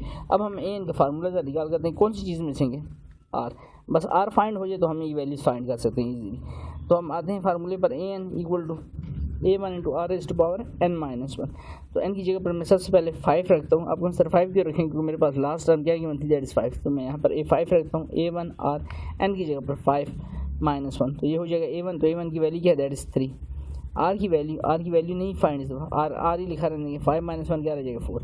अभी 3 मल्टीप्लाई हो रहा है आर के साथ, यहाँ दूसरी तरफ क्या हो जाएगा, दूसरी तरफ आगे डिवाइड हो गया है, तो यहाँ पर हमने क्या किया A5, तो A5 क्या था, A5 किसके इक्वल था, दैट इज़ 48, तो A5 की वैल्यू लिख दी मैंने यहाँ पर 48। अब 3 मल्टीप्लाई और इधर आगे इसके नीचे क्या हो गया डिवाइड, तो 3 1 है 3 16 है, तो हमारे पास वैल्यू क्या आ गई R4 की 16। अभी R रेज़ टू पावर 4 लिखा है, अगर मैं इसको लिखूँ 2 रेज़ टू पावर 4, आप कहीं से 4 का स्क्वायर भी हो सकता है, एक तरफ स्क्वायर होगा एक तरफ 4 होगा, तो बात बनेगी दोनों तरफ इक्वल पावर लेके आए, तो इस वजह से इसको लिखता हूँ 2 रेज़ टू पावर 4, दोनों की पावर 4 होगी। अब taking power 1/4 on both side, b dash mean both side, दोनों तरफ पे मैं पावर 1/4 लेता हूँ, इधर भी और इधर भी, तो 4 से कैंसिल आउट हो जाएगा, यहाँ पर 4 से कैंसिल आउट, तो आर की वैल्यू क्या आ गई हमारे पास, आर की वैल्यू दैट इज़ 2। आर की वैल्यू जैसे आई, फर्स्ट टर्म तो हमें पहले से गिवन है, तो अब मैं रिमेनिंग टर्म्स फाइंड कर सकता हूँ, तो मैं आपकी आसानी के लिए इसके नीचे लिख देता हूँ, ये हमारी A1 थी, और जो आपको G1 नज़र आ रहा है बेसिकली वो क्या है, आपने क्या फाइंड करना है, A2, और जो G2 नज़र आ रहा है वो असल बेसिकली क्या है A3, और जो G3 असल में बेसिकली क्या है A4। तो इस तरतीब पे मैं इनको फाइंड करूँगा, यानी G1 लिखूँ, लेकिन G1 असल में कौन सी टर्म है, सेकंड टर्म, क्योंकि फर्स्ट टर्म तो A1 थी और वो क्या थी 3 थी आपकी, तो G1 यहाँ पर मैंने इसके साथ लिख भी दी है, तो G1 फाइंड करना है, तो G1 A2 असल में सेकंड टर्म है, और टर्म फाइंड करने का फार्मूला क्या है, A1 R raise to power n-1, तो A1 लिखूँगा, R लिखूँगा, n की जगह पर 1 नहीं लिख देना, यहाँ पर स्टूडेंट से गलती होती है, याद है इसका टर्म नंबर याद है, टर्म नंबर 2 है असल में। G1 तो हमने समझने के लिए लिखा ना कि G1 G2 G3 ये 3 ज्योमेट्रिक मीन थे, इसके दरमियान ज्योमेट्रिक मीन थे बिटवीन 3 एंड 48 की, तो हमने फाइंड क्या करना है, A2 बेसिकली फाइंड करना है, लिखेंगे G1 ही, तो A1 यहाँ पर टर्म नंबर देखें इसका क्या है 2, तो n की जगह पर क्या रिप्लेस कर दूँगा 2-1, तो A1 की फर्स्ट टर्म की वैल्यू क्या थी, फर्स्ट टर्म की वैल्यू ये थी हमारे पास दैट इज़ 3, ये लिखी हुई, और अभी हमने फाइंड किया R इक्वल टू 2, तो 3 लिखूँगा, 2 लिखूँगा, और n-1, तो n की जगह पर मैंने क्या लिखा है, टर्म को देखना, टर्म का नंबर, G1 को नहीं देखना, टर्म नंबर 2 है ये, तो यहाँ पर n की जगह पर 2 लिखूँगा, 2-1 1 रह जाएगा, तो 2 रेज़ पावर 1, तो 3 2 क्या हो जाएगा, 2 3 2 6, तो रिजल्ट G1 का क्या आएगा, G1 आपका रिजल्ट आएगा 6। या आपने G1 को फाइंड कर लिया, बट ये टर्म नंबर क्या फाइंड हुई सेकंड, और आपकी G1 की एक ज्योमेट्रिक मीन हमने फाइंड कर ली। अब दूसरे ज्योमेट्रिक मीन पे चलते हैं, तो दूसरा ज्योमेट्रिक मीन लिखा तो G2 है, लेकिन असल में वो टर्म नंबर क्या है 3, तो चेंजिंग क्या है यहाँ पर 3-1 होगा, बस 3-1 यहाँ पर आ जाएगा। इस चीज़ का ध्यान रखना है आपने क्वेश्चन में करते, लिख में रहा हूँ साथ में साइड पर देखें, एंड पे लिख भी रहा हूँ आपकी आसानी के लिए, ताकि आपको मसला ना हो इसको करते। क्या लिखे साथ में मैंने A3 लिखा हुआ, वाज़े आपको उम्मीद है नज़र आ रहा होगा यहाँ से, ये क्या लिखा देखें A3 और equal to G2 A1 R n-1, तो इसको देखकर 3-1, तो A1 की वैल्यू क्या थी फर्स्ट टर्म की 3, R की वैल्यू भी हमने फाइंड की थी 2, 3-1 क्या रह जाएगा 2 का स्क्वायर 4 3 से 12, तो G2 की वैल्यू क्या है 12। अब G3 बेसिकली क्या है 4 टर्म है A4, ठीक है A4 है, तो A1 R 3 नहीं रख देना, टर्म के नंबर को देखना है, तो टर्म नंबर असल में 4 है, तो 4-1 क्या हो जाएगा 3, A1 की वैल्यू 3 थी, R की वैल्यू 2 है, तो 2 रेज़ टू पावर 3 8 हो जाएगा, तो 8 3 24, तो G3 की वैल्यू क्या आ गई हमारे पास 24। तो इस तरह से अब हम लिख सकते हैं, सो रिक्वायर्ड 3 ज्योमेट्रिक मीन्स, जो 3 ज्योमेट्रिक मीन हमने फाइंड किए हैं वो क्या है 6 12 एंड 24। 4, 6, 12 एंड 24 हम ज्योमेट्रिक मीन फाइंड किए। क्वेश्चन नंबर 21 पे आते हैं और यहाँ से आपकी इसकी और क्लियरेशन हो जाएगी, ठीक है। जो अभी हमने किया है 1 लिखा है, फिर ब्लैंक है, फिर ब्लैंक है, फिर 8 है। तो इस पर 2 ब्लैंक्स है, तो मैं लिखूँगा late G1 G2 B2 geometric mean between किसके आ रहे हैं 1 एंड 8 की। तो 1 एंड 8 की बिटवीन 2 ज्योमेट्रिक मीन आ रहे हैं, तो 1 लिखता हूँ, फिर G1 लिखता हूँ, फिर G2 लिखता हूँ एंड लास्ट पे 8 लिख देता हूँ। अब अगर आपको इसकी फर्स्ट टर्म क्या आ रही है, तो फर्स्ट टर्म किसकी क्या होगी A1 की वैल्यू तो आ गई हमारे पास 1, n क्या है 1 2 3 एंड 4, तो टोटल टर्म्स कितनी आ रही हैं 4। और लास्ट पे यानी अगर इसको A1 कहें, इसको A2 कहें, इसको A3, तो A4 है। लास्ट टर्म हमारी नेक्स्ट टर्म क्या बन रही है A4 और उसकी वैल्यू क्या दैट इज 8। क्या मिसिंग है R, नहीं फाइंड हो सकता। क्यों नहीं फाइंड हो सकता, क्योंकि second term divided by first term, तो G1 डिवाइडेड बाय 1 तो G1 ही आ जाएगी। G1 तो कोई रेशो नहीं है, न्यूमेरिक वैल्यू आपके पास फिगर आनी चाहिए, तो वो तो नहीं आ रही, तो R इस वजह से मिसिंग है। तो R को फाइंड करने के लिए हम क्या करेंगे, फिर एन टर्म का फार्मूला यूज़ करेंगे। एन टर्म का फार्मूला क्या है, that is AN equal to A1 into R raised to power n minus 1। और चूँकि हमारे पास लास्ट टर्म क्या आई थी, लास्ट टर्म देख लें, लास्ट टर्म हमारी क्या थी A4, नंबर से भी पता चल जाता है, यहाँ से भी पता चल जाता है A4। तो A4 वैल्यू सी क्या थी 8, तो मैं यहाँ पर A4 लिखूँगा, A1 R n की जगह पर 4 लिखूँगा क्योंकि n माइनस 1 होता है ना, यहाँ पर 4 लिखा है तो n माइनस 1। तो A1 की वैल्यू क्या है फर्स्ट टर्म की 1 है, R फाइंड करना है 4 माइनस 1 3 रहेगी। और A4 की वैल्यू, तो A4 की वैल्यू क्या थी, A4 की वैल्यू हमारे पास है दैट इज़ 8, यहाँ पर 8 लिख दूँगा। अब यहाँ पर 8 है तो 1 इंटू R क्यूब रहेगा। अब ये R पे क्यूब है, तो मतलब इसको क्या लिख सकता हूँ 2 रेज़ टू पावर 3, ताकि दोनों पे सेम क्यूब आ जाए, जो सेम पावर आ जाए। अब टेकिंग पावर 3 को खत्म करना है तो 1/3 ऑन बोथ साइड, यहाँ पर भी 1/3 लेता हूँ, यहाँ पर 1/3 पावर लेता हूँ। यहाँ से कटिंग हो जाएगी, यहाँ से कटिंग हो जाएगी, तो R की वैल्यू क्या आ गई हमारे पास, R की वैल्यू 2 आ गई। अब हम टर्म्स फाइंड कर सकते हैं जो टर्म्स हमसे पूछी जा रही। तो देखिए अब आपको सामने क्वेश्चन को दोबारा समझाने के लिए मैंने यहाँ लिख दिया इसको। ये आपकी फर्स्ट टर्म थी, फर्स्ट टर्म क्या हो गई थी A1, G1 तो लिखा लेकिन असल में टर्म नंबर क्या है ये 2 है, और G2 असल में G2 है वो असल में टर्म नंबर क्या है टर्म नंबर 3। तो जब मैं G1 कहूँगा तो लिखूँगा तो G1, but term number side पे लिख देता हूँ मुझे याद रहे असल में क्या है A2। तो A1 R n माइनस 1 मैंने जनरल फार्मूला दोबारा लिख दिया आपकी आसानी के लिए। अब A1 R लिखूँगा लेकिन असल में हम टर्म नंबर को फाइंड तो G1 कर रहे हैं, बट G1 है किसके इक्वल A2 के, तो n की जगह पर रिप्लेस क्या होगा 2 रिप्लेस होगा, तो 2 माइनस 1। A1 की वैल्यू क्या है फर्स्ट टर्म की 1 ही है, R की वैल्यू भी फाइंड की है 2 माइनस 1 1 रह जाएगा, 2 रेज़ टू पावर 1 2 ही रहेगा, और 2 1 2, तो G1 की वैल्यू क्या आ गई हमारे पास 2। G2 पे आते हैं तो G2 असल बेसिकली क्या थर्ड टर्म है, तो A1 R n की जगह पर क्या आ जाएगा 3 आ जाएगा, 2 नहीं लिख देना, यही पर स्टूडेंट से बड़ी गलती होती है। 3 माइनस 1 क्या रह जाएगा 2। R की वैल्यू क्या थी, R की वैल्यू लिखी हुई दैट क्या वैल्यू फाइंड किया हमने R की 2, यहाँ 2 लिख दूँ, और A1 फर्स्ट टर्म की वैल्यू क्या 1, तो 2 का स्क्वायर क्या हो जाएगा 4, तो 4 1 4, तो G2 की वैल्यू हमारे पास क्या आ गई 4। So the required missing geometric means are G1 क्या है 2 और G2 क्या है 4। मिसिंग 2 ज्योमेट्रिक मीन्स आर कौन कौन से 2 एंड 4। तो इस क्वेश्चन को हमने कंप्लीट किया। आगे चलते हैं क्वेश्चन नंबर 22 पर 8 ब्लैंक ब्लैंक ब्लैंक ब्लैंक 1/4, कितने ब्लैंक्स हो गए 1 2 3 एंड 4। तो let G1 G2 G3 G4 be 4 geometric mean between किसके आ रहे हैं 8 एंड 1/4 के। तो 8 को शुरू में लिख दिए, G1 लिखा है G2 G3 G4 एंड 1/4। तो फर्स्ट टर्म हमारी क्या आ गई, first term A1 that is 8, n count करें तो 1 2 3 4 5 एंड 6, तो n की वैल्यू क्या आ गई 6। और अगर टर्म वाइज कहूँ तो A1 A2 A3 A4 A5 A6, तो A6 पे वैल्यू क्या आ रही है 6 वैल्यू आ रही है 6 पे 1/4, और टोटल नंबर ऑफ टर्म कितनी होगी 6। क्या मिसिंग है R क्यों नहीं फाइंड हो रहा, क्योंकि G1 डिवाइड बाई 8 करने से मेरे पास कोई न्यूमेरिकल रिजल्ट नहीं आ रहा, G1 आ रहा है बीच में, ठीक है। तो इस वजह से R को फाइंड करना है, उसके लिए हम फार्मूला लगाएंगे AN का। तो AN का फार्मूला क्या है AN equal to A1 R raised to power n minus 1। तो AN की जगह यहाँ पर 6 रिप्लेस करूँगा, A1 R n की जगह पर 6 माइनस 1, तो A1 की वैल्यू अब डालेंगे, और A6 की, तो A6 की वैल्यू क्या थी, A6 की वैल्यू 1/4। A1 की वैल्यू हमारे पास है दैट इज़ 8। R की वैल्यू मिसिंग है, 6 माइनस 1 पावर जस्ट क्या रहेगी 5, तो 5 लिखा रहने दूँगा। अब ये 8 मल्टीप्लाई हो रहा है, इधर आके क्या हो जाएगा, इधर आके डिवाइड हो गया, तो 1 बाय क्या वैल्यू हो जाएगी 30, तो 4 8 32, तो R की वैल्यू क्या आ गई 1/32। अब इस 32 को क्योंकि इसके ऊपर पावर क्या आ रही 5, तो इसको मैं लिख सकता हूँ 32 को 1 तो लिखा रहने 2 raised to power 5, 2 raised to power 5 को लिखा जा सकता है, तो 2 रेज़्ड टू पावर 5 लिख दिए। R की पावर 5 है, इस पर भी 5 है, तो taking power 1/5 on both side, यहाँ पर भी हमने 5 ले ली 1/5 और यहाँ पर भी 1/5, तो 1/5 से कैंसिल 1/5 से कैंसिल, तो R की वैल्यू क्या आ गई, क्योंकि ऊपर 1 आ रहा है नीचे 2 रह गया, 1/2 हमारे पास क्या आ गया, इसका रिजल्ट आ गया। अब हमारे पास R की वैल्यू आ गई, तो अब हम अपने टर्म्स फाइंड कर सकते हैं। ये टर्म फाइंड करते हैं, फिर एहतियात करनी, ये आपकी फर्स्ट टर्म थी A1, तो ये टर्म नंबर क्या है ये A2 है, और जो G2 है वो असल में A3, और जो G3 है वो असल में A4 है, और जो G4 है वो असल में A5 है। ठीक है, यानी ये एक्सीड हो रही, क्योंकि फर्स्ट टर्म तो ये थे ना A1, तो मैं यहाँ फिर से लिखूँगा G1, लेकिन G1 की साइड पे लिख रहा हूँ, असल बेसिकली A2, तो A1 और n-1। तो यहाँ पर स्टूडेंट कंफ्यूज है सर 1 लिखा है, 1 नहीं, इसका टर्म नंबर 2 है, तो 2 बार बार इस चीज़ को एम्फेसाइज कर रहा हूँ आपको।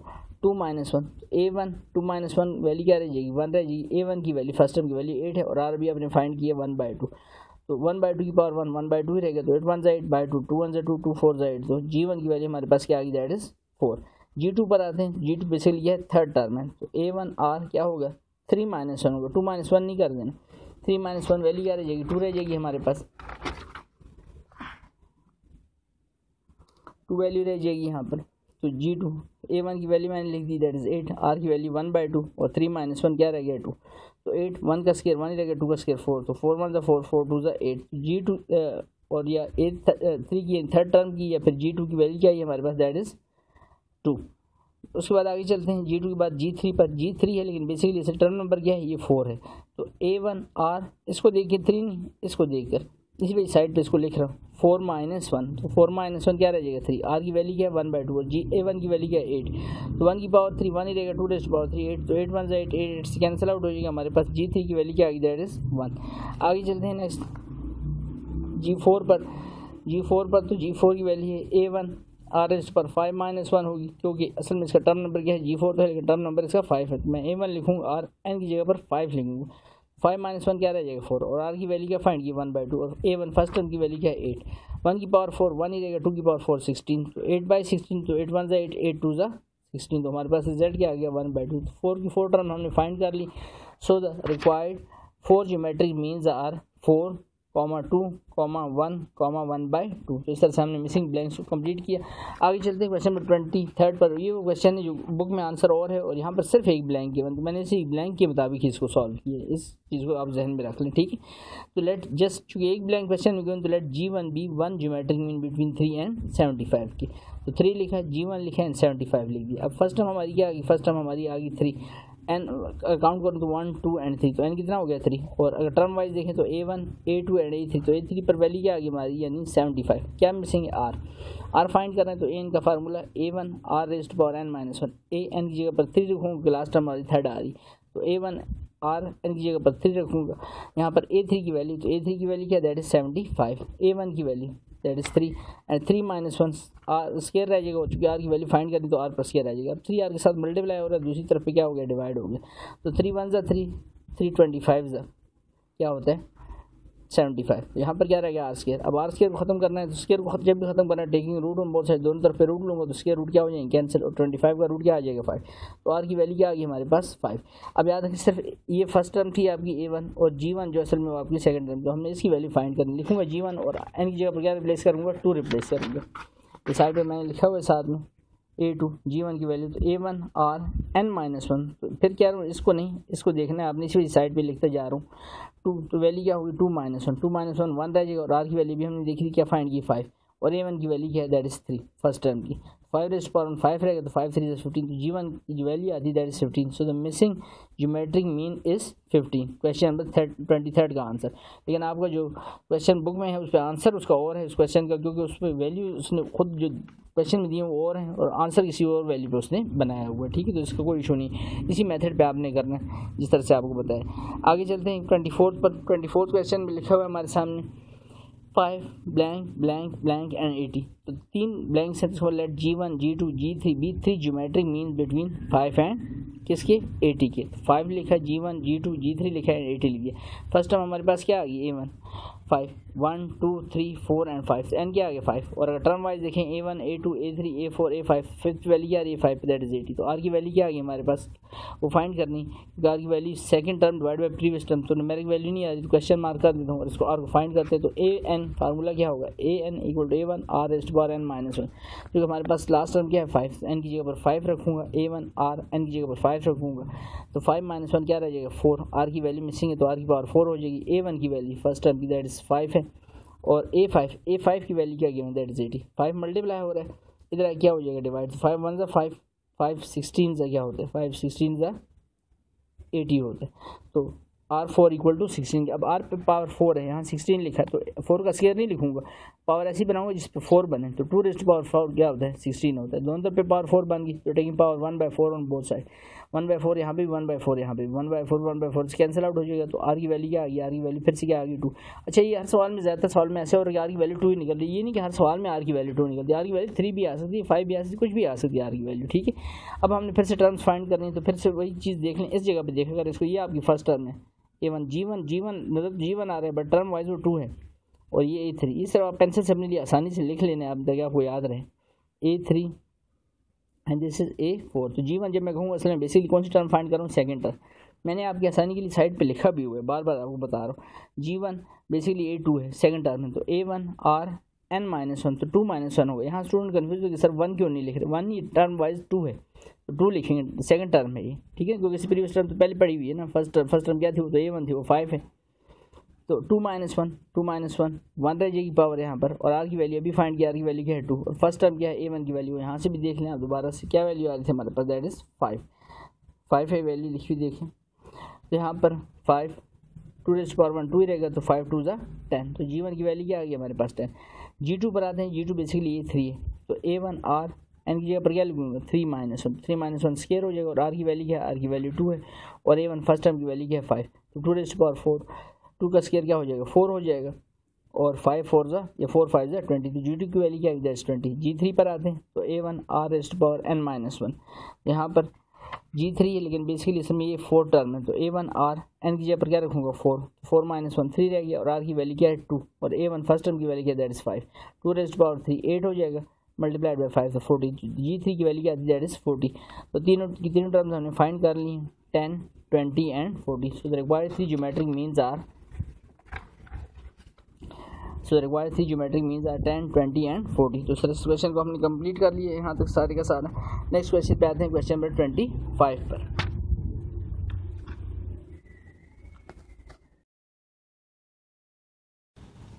नेक्स्ट क्वेश्चन पे आते हैं, क्वेश्चन हमारे सामने लिखा है 7-112। तो कितने डैश है, 3 डैश का मतलब 3 ज्योमेट्रिक मीन हमने फाइंड करा। Let G1 G2 G3 be 3 geometric mean between 7 and 12 के। तो 7 लिखता हूँ, G1 G2 G3 एंड 112 लिखता हूँ। तो मेरे पास फर्स्ट टर्म क्या आ गई A1 7, काउंट करें 1 2 3 4 5 एंड लास्ट वाली वैल्यू क्या हो जाएगी हमारे पास 5 1 2 3 4 एंड 5 एंड क्या आ गया 5। और अगर टर्म वाइज देखें तो A1 A2 A3 A4 A5 की वैल्यू क्या आ गई दैट इज़ 112 हमारे पास आ गई 5 की वैल्यू। अब हमारे पास A1 भी है N भी है 5 A5 भी है लेकिन R नहीं है। और फाइंड करने के लिए हम N का फार्मूला यूज़ करेंगे फिर से N equal to A1 R raised to power n-1। तो N की जगह पर 5 रखूँगा क्योंकि मेरे पास A5 की वैल्यू है, तो N की जगह पर लास्ट टर्म हमारी क्या बन रही दैट इज़ A5। तो A5 यहाँ रखता हूँ, A1 R N की जगह पर 5-1। तो A1 की वैल्यू क्या है, A1 की वैल्यू है 7 R 5-1 क्या रह जाएगा 4, और A5 की वैल्यू क्या है, A5 की वैल्यू दैट इज़ 112। अब 7 R के साथ मल्टीप्लाई हो रहा है तो इधर क्या हो जाएगा, इधर आके डिवाइड हो गया तो 112/7 तो ये वैल्यू कट जाएगी यहाँ पर। 7 16 से याद रखें क्या होता है 112 होता है, कैलकुलेटर पर आप कर सकते हैं। तो यहाँ पर R की पावर 4 है, अब मैं इस वैल्यू को ऐसी वैल्यू में बनाऊंगा R की पावर 4 में बने, that is 2 raise to power 4। यहाँ पे R रेज़ टू पावर 4 है तो taking power 1/4 on both side, दोनों पावर क्या लेते हैं 1/4। यहाँ पर हमने पावर 1/4 ली और सेम यहाँ पर भी पावर 1/4 ली दोनों तरफ पे, तो 1/4 4 से क्या हो जाएगा कैंसिल आउट हो जाएगा, 4 से कैंसिल आउट हो जाएगा। तो R की वैल्यू क्या आ गई हमारे पास, दैट इज़ R की वैल्यू आ गई हमारे पास 2। अब R जब आ जाए हमारे पास तो हम अब टर्म फाइंड कर सकते हैं G1। तो G1 फिर से बता दूँ आपको, G1 लिखा तो हुआ है लेकिन बेसिकली क्या है आपकी, ये आपकी फर्स्ट टर्म है A1, this is A2, this is A3, this is A4। तो ये बेसिकली G1 जो है A2 है, G2 A3 और G3 जो है वो A4 है। तो टर्म याद रखनी है आपने। तो G1 जब मैं फाइंड करने जाऊँ तो साइड पे लिख रहा हूँ A2 A1 R raised to power n-1। यहाँ पर आप डायरेक्ट भी लिख सकते हैं, यहाँ पर क्या कौन सी टर्म फाइंड करें 2, यहाँ पर इनकी आप 2 लिख सकते हैं। नेक्स्ट टर्म मैंने यही किया हुआ, A1 की वैल्यू दी, A1 की वैल्यू क्या थी 7, R की वैल्यू भी फाइंड की दैट इज़ 2। और चूँकि G1 बेसिकली क्या है A2 तो टर्म वाइज क्या है 2, तो 2-1 होगा तो 1 रह जाएगी वैल्यू 2 रेज़्ड टू पावर 1 तो 7 2 14। तो G1 की वैल्यू क्या आ गई हमारे पास 14। G2 पर आते हैं, G2 बेसिकली क्या है A3 थर्ड टर्म है, तो A1 R N की जगह पर हम क्या रखें 3-1, तो 3-1 क्या हो जाएगा 2। और R की वैल्यू क्या है, R की वैल्यू भी फाइंड की थी, R की वैल्यू क्या हमने फाइंड की दैट इज़ 2। तो R की वैल्यू यहाँ पे लिख देंगे हम 2 एंड साथ में A1 की वैल्यू 7, तो 2 का स्क्वायर हो जाएगा 4, 7 4 28, तो G2 की हमारे पास वैल्यू आ गई दैट इज 28। G3 पर आते हैं और G3 याद रखिए क्या है A4, तो A1 R रेस्ट पर n की जगह पर क्या आएगा 4, 4 माइनस 1, तो A1 की वैल्यू क्या है फर्स्ट हम 7, R की वैल्यू हमने फाइंड की 7, 4 माइनस 1 3, तो 2 रेस्ट पावर 3 8 हो जाएगा, 8 7 56।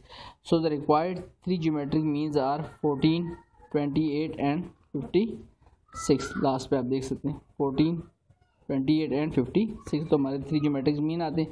तो इस क्वेश्चन को हमने कंप्लीट किया और साथ ही हमारे इस क्वेश्चन के सारे क्वेश्चन कंप्लीट हो गए। यानी जिस क्वेश्चन इसमें कहा गया था हमें कि आपने इतने टर्म्स फाइंड करनी है 25 तक। अब हम चलते हैं नेक्स्ट पे जो स्टेटमेंट की क्वेश्चन है, क्वेश्चन नंबर 26 से 30th क्वेश्चन आप स्टेटमेंट क्वेश्चन, लेकिन इसमें एक क्वेश्चन ऐसा है, क्वेश्चन नंबर जो 28 है वो बेसिकली सम से रिलेटेड क्वेश्चन, तो उसके लिए माजरत है वीडियो में आपको नज़र आएगा मैंने कंप्लीट लिखा हुआ है थंबनेल पर, लेकिन इस क्वेश्चन को मैं आपको नेक्स्ट एक्सरसाइज जब सम की एक्सरसाइज उसके साथ कराऊंगा। सम का बेसिकली फार्मूला ये यूज़ होगा इस क्वेश्चन पर, क्योंकि सम के सवाल अभी हम डिस्कस नहीं कर रहे थे, इस वजह से इस क्वेश्चन को मैं पोस्टपोन कर दूँगा, पहले आपको बता रहा हूँ, ठीक है। बाकी की इंशाल्लाह सारे क्वेश्चन इसी वीडियो में आपको मिल जाएंगे। क्वेश्चन लिखा है हमारे सामने, a pink ball is dropped from a height of 16 feet, T का मतलब feet, and always rebound 1/4 of the distance fallen, यानी उसको ऊंचाई से छोड़ा गया, ड्रॉप किया गया 16 फीट की हाइट से पिंक पॉन्ग बॉल को। ऑलवेज रिबाउंड, वो रिबाउंड होती है यानी ठप्पे खाती है 1/4 1/4 ऑफ इट्स डिस्टेंस फॉलन, जिससे वो गिरी उसका 1/4 वो रिबाउंड करती है, बाउंस करती है। How high does it rebound the 6 time, यानी वो ठप्पे खाते 6 टाइम पर कितने रिबाउंड करेगी। How does it rebound 6 time, यानी उसकी हाइट उस वक्त क्या होगी 6 रिबाउंड पर, ठीक है। ये हमने क्वेश्चन बताना है। तो टोटल हाइट क्या थी उसकी, दैट इज 16 फीट, रिबाउंड कितने का हो रहा है 1/4 मीन 1/4। तो इन दो चीज़ों को ध्यान में रखना है। और किसका फाइंड करना है 6 टर्म का, 6 फीट का हमने फाइंड करना है, ठीक है। यानी 6 टर्म पर क्या रिबाउंड आया हमारे पास। सबसे पहले हम लिख लेते हैं यहाँ पर डिस्टेंस ऑफ फर्स्ट फॉल यानी जब उसको फेंका गया तो उस वक्त उसकी हाइट क्या थी बॉल, पिंग पॉन्ग बॉल की, that is 16 feet. Height of first rebound, तो फर्स्ट रिबाउंड कितना है 1/4, लाजमी बात है 1/4 किसका, जिस हाइट से फेंका गया है, किस हाइट से फेंका गया है 16 से, तो 4 1 4 4 4 16, तो हमारे पास वैल्यू क्या आ जाएगी यहाँ पर 4 फीट। तो मतलब रिबाउंड जो आ रहा है हमारे पास फर्स्ट रिबाउंड कितने का आ रहा है 4 फीट का। And height of second rebound क्या होगा 4 होगा, लेकिन किसका अब होगा जो 16 फीट का तो हो गया ना 16 फुट। अब हमारे पास आंसर क्या है 4 का क्या होगा दोबारा से 1/4, तो ये वैल्यू कट जाएगी, तो क्या रह गया हमारे पास 1 फीट एंड सो ऑन, और सो ऑन ये इस तरह से चलता जाता है एंड सो ऑन। फिर देख लें डिस्टेंस ऑफ फर्स्ट फॉल, यानी जिस हाइट से पिंग पॉन्ग बॉल को छोड़ा गया है वो 16 फीट है। हाइट ऑफ फर्स्ट रिबाउंड तो 16 फीट, और क्या आ गया था हमें 1/4 का आ गया, तो 1/4 से हमने मल्टीप्लाई किया, 4 1 4 4 4 16, तो 4 फीट, यानी पहली रिबाउंड जो थे वो 4 फीट पे है। उसके बाद height of rebound at second, तो सेकंड यानी हाइट ऑफ सेकंड रिबाउंड क्या होगा तो 4 फीट का, 4 फीट का क्या 1/4 लेंगे, तो 4 4 से कट गया 1 फीट एंड सो ऑन, ये सिलसिला इस तरह चलता रहेगा। तो हमारे पास एक सीक्वेंस पैटर्न बनने लगे, क्या पहला 16 फीट था, 16 से फिर 4 4 से 1 एंड सो ऑन करते करते, और हमने किसका बताना है 6 का, यानी 6 रिबाउंड पर उसकी हाइट क्या होगी तो वो हमने बतानी है। तो ये मेरे पास सीक्वेंस बन गई 16, देन उसके बाद 4 1, 16 के बाद 4 कैसे आया ये एक्सप्लेन कर दिया आपको यहाँ पर, और फिर 1 कैसे है वो भी एंड आगे लिखा हुआ मैंने एंड सो ऑन। तो सो ऑन के आगे डॉटेड लाइन हमने डाल दी, तो अब हमारे पास फर्स्ट टर्म क्या आ गई, फर्स्ट टर्म हमारे पास आ गई दैट इज 16। आर कैसे आएगा second term divided by the previous term, तो 4/16, तो 4 1 4 4 16, तो आर की वैल्यू क्या आ गई 1/4 एंड देन A6, यानी ये बाउंस करते करते A6 टाइम पर इसकी हाइट क्या होगी A6 हमने बतानी, क्योंकि ए फर्स्ट की तो हमें पता लगी फर्स्ट टर्म, ये सेकंड की पता लगी, ये थर्ड की, एंड सो ऑन करते करते A6 की बतानी है। तो A_n का फार्मूला यूज़ करते हैं A1 R⁻n-1, चूँकि A6 की बतानी तो यहाँ पे मैं 6 लिखूँगा, A1 R n की जगह पर 6 - 1, तो A6 की वैल्यू A1 की वैल्यू क्या है हमारे पास 16, R की वैल्यू हमने क्या फाइंड की 1/4, 6 - 1 5 है, तो 6 1/5 1 रहेगा 4/5, दिस इज 1024 एंड 16 1 16 एंड 16 256 यानी 16 की कटिंग अगर करें तो 256 यहाँ पर कटिंग हो जाएगी, क्योंकि 16 1 16 हो जाएगा बाय 1024, 16 की कटिंग है तो 16 1 16 16 बाय 204 कि अगर हम कटिंग करें तो 16 256 यानी 16 को 256 से मल्टीप्लाई करें तो वैल्यू क्या हो जाती है 256 फीट। तो A6 की वैल्यू यानी 6 रिबाउंड पर उसकी जो हाइट रह जाएगी वो क्या है हमारे पास 1/256 फीट। तो ये हमारे पास इसका आंसर होगा। उम्मीद ये क्वेश्चन आपको अच्छे समझ आया होगा। बिल्कुल सिंपल सा क्वेश्चन है, लेकिन थोड़ा सा ध्यान से करना है। डिस्टेंस याद रखनी है, कितने फीट से उसको ड्रॉप किया गया और कितना रिबाउंड उसने ली। तो उस रिबाउंड को जैसे हम उस हाइट से मल्टीप्लाई करेंगे तो हमारे पहले रिबाउंड की हाइट पता लगेगी। फिर नेक्स्ट रिबाउंड की 1/4 दोबारा लेनी है, लेकिन किस हाइट का, आप 4 का लेना है, एंड सो ऑन। इस सिलसिले से जा रहेगा तो हमारे पास एक सीक्वेंस बन जाएगी, और सीक्वेंस से हमने क्या फाइंड कर ली, A6 की वैल्यू फाइंड करनी है। 6 रिबाउंड पर उसकी हाइट क्या होगी, दैट इज 126 फीट।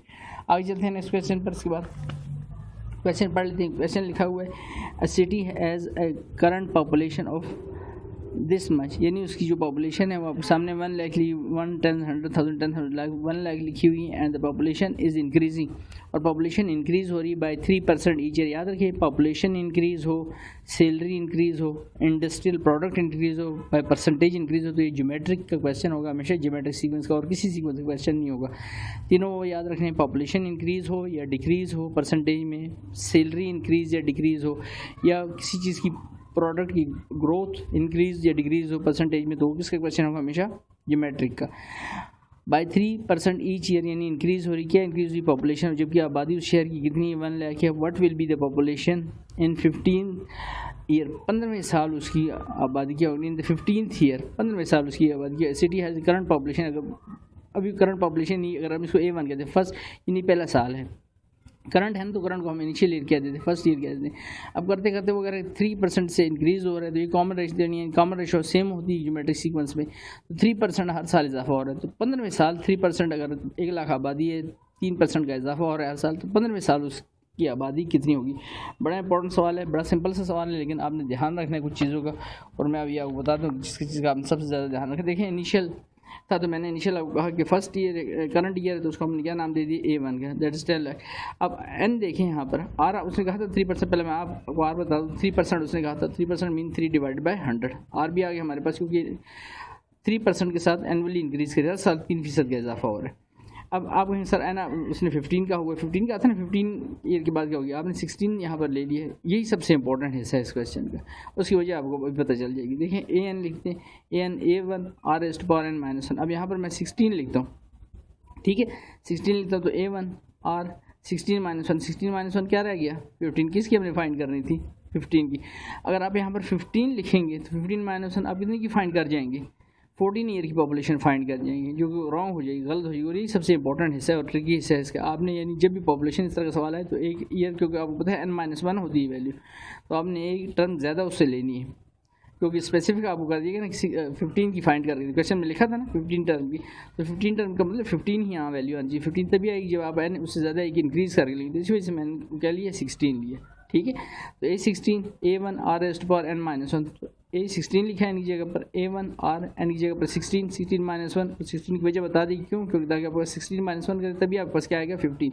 A1 की value that is 1 lakh, R की वैल्यू 3/100 है। देन उसके बाद 3⁻, अगर हम इसको सॉल्व करें, 3⁻ आपने ले लेनी पावर बाय 100 और मल्टीप्लाई कर दें, 3⁻5 लेने के बाद 3⁻5 81 हो जाएगी।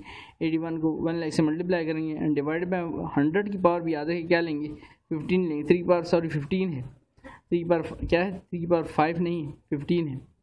तो बेस्ट ये है कि आप 3/100 कर लें, पहले 3/100 वो जो वैल्यू है उसकी पावर ले लें, उसकी पावर को फिर किससे मल्टीप्लाई करें, इस वैल्यू से मल्टीप्लाई करें, तो आपका जो रिजल्ट आएगा वो आपके सामने है, 155,797 आपका क्या आ जाएगा, रिजल्ट आएगा। तो इस तरह से क्वेश्चन कंप्लीट हो। क्वेश्चन मुश्किल भी नहीं था, लेकिन बस इस चीज़ का ध्यान रखना है, हमने यहाँ पर गलती नहीं करनी, क्वेश्चन में आपसे बड़ी गलती हो जाएगी, ठीक है। उसके बाद उस क्वेश्चन पे आता हूँ, नेक्स्ट क्वेश्चन पे आते हैं, क्वेश्चन नंबर 29 पे, the teaching staff of high school informs its member of school cancellation bye telephone.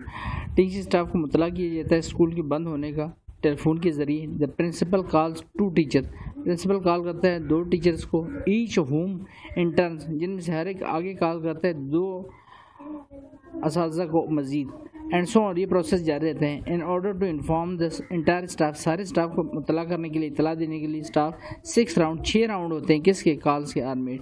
Counting the principal को भी काउंट करना है। Find how many people are in the staff में कितने लोग हैं एट हाई स्कूल। प्रिंसिपल को भी काउंट करना है, लेकिन जो कॉल शुरू हुई वो प्रिंसिपल की बात शुरू हुई, प्रिंसिपल ने पहले कॉल की, तो वहाँ से राउंड स्टार्ट होगा, ये चीज़ ध्यान में रखनी, ठीक है। क्वेश्चन स्टार्ट करते हैं हम इसका।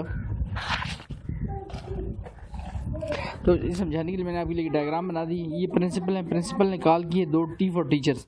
आगे उन टीचर्स ने फिर एक टीचर ने इंडिविजुअली 2 टीचर कॉल किए और इस टीचर ने भी आगे 2 टीचर कॉल किए। फिर इस टीचर ने आगे 2 टीचर को और इस टीचर ने भी आगे 2 टीचर को, इस टीचर ने भी आगे 2 टीचर्स को और इस टीचर ने 2 टीचर एंड सो ऑन। ये सिलसिला चल रहा है। तो ये पहला राउंड हुआ है जो प्रिंसिपल ने कॉल किए। तो फर्स्ट राउंड ये हुआ। फर्स्ट राउंड में कितने टीचर कॉल किए? That is 2। ठीक है। तो प्रिंसिपल को अगर हम काउंट करें तो यहाँ से याद रखें काउंट करेंगे, क्वेश्चन लिखे प्रिंसिपल को काउंट निकाल यहाँ से शुरू। पहले राउंड जो है 2 कॉल्स का है। ठीक है।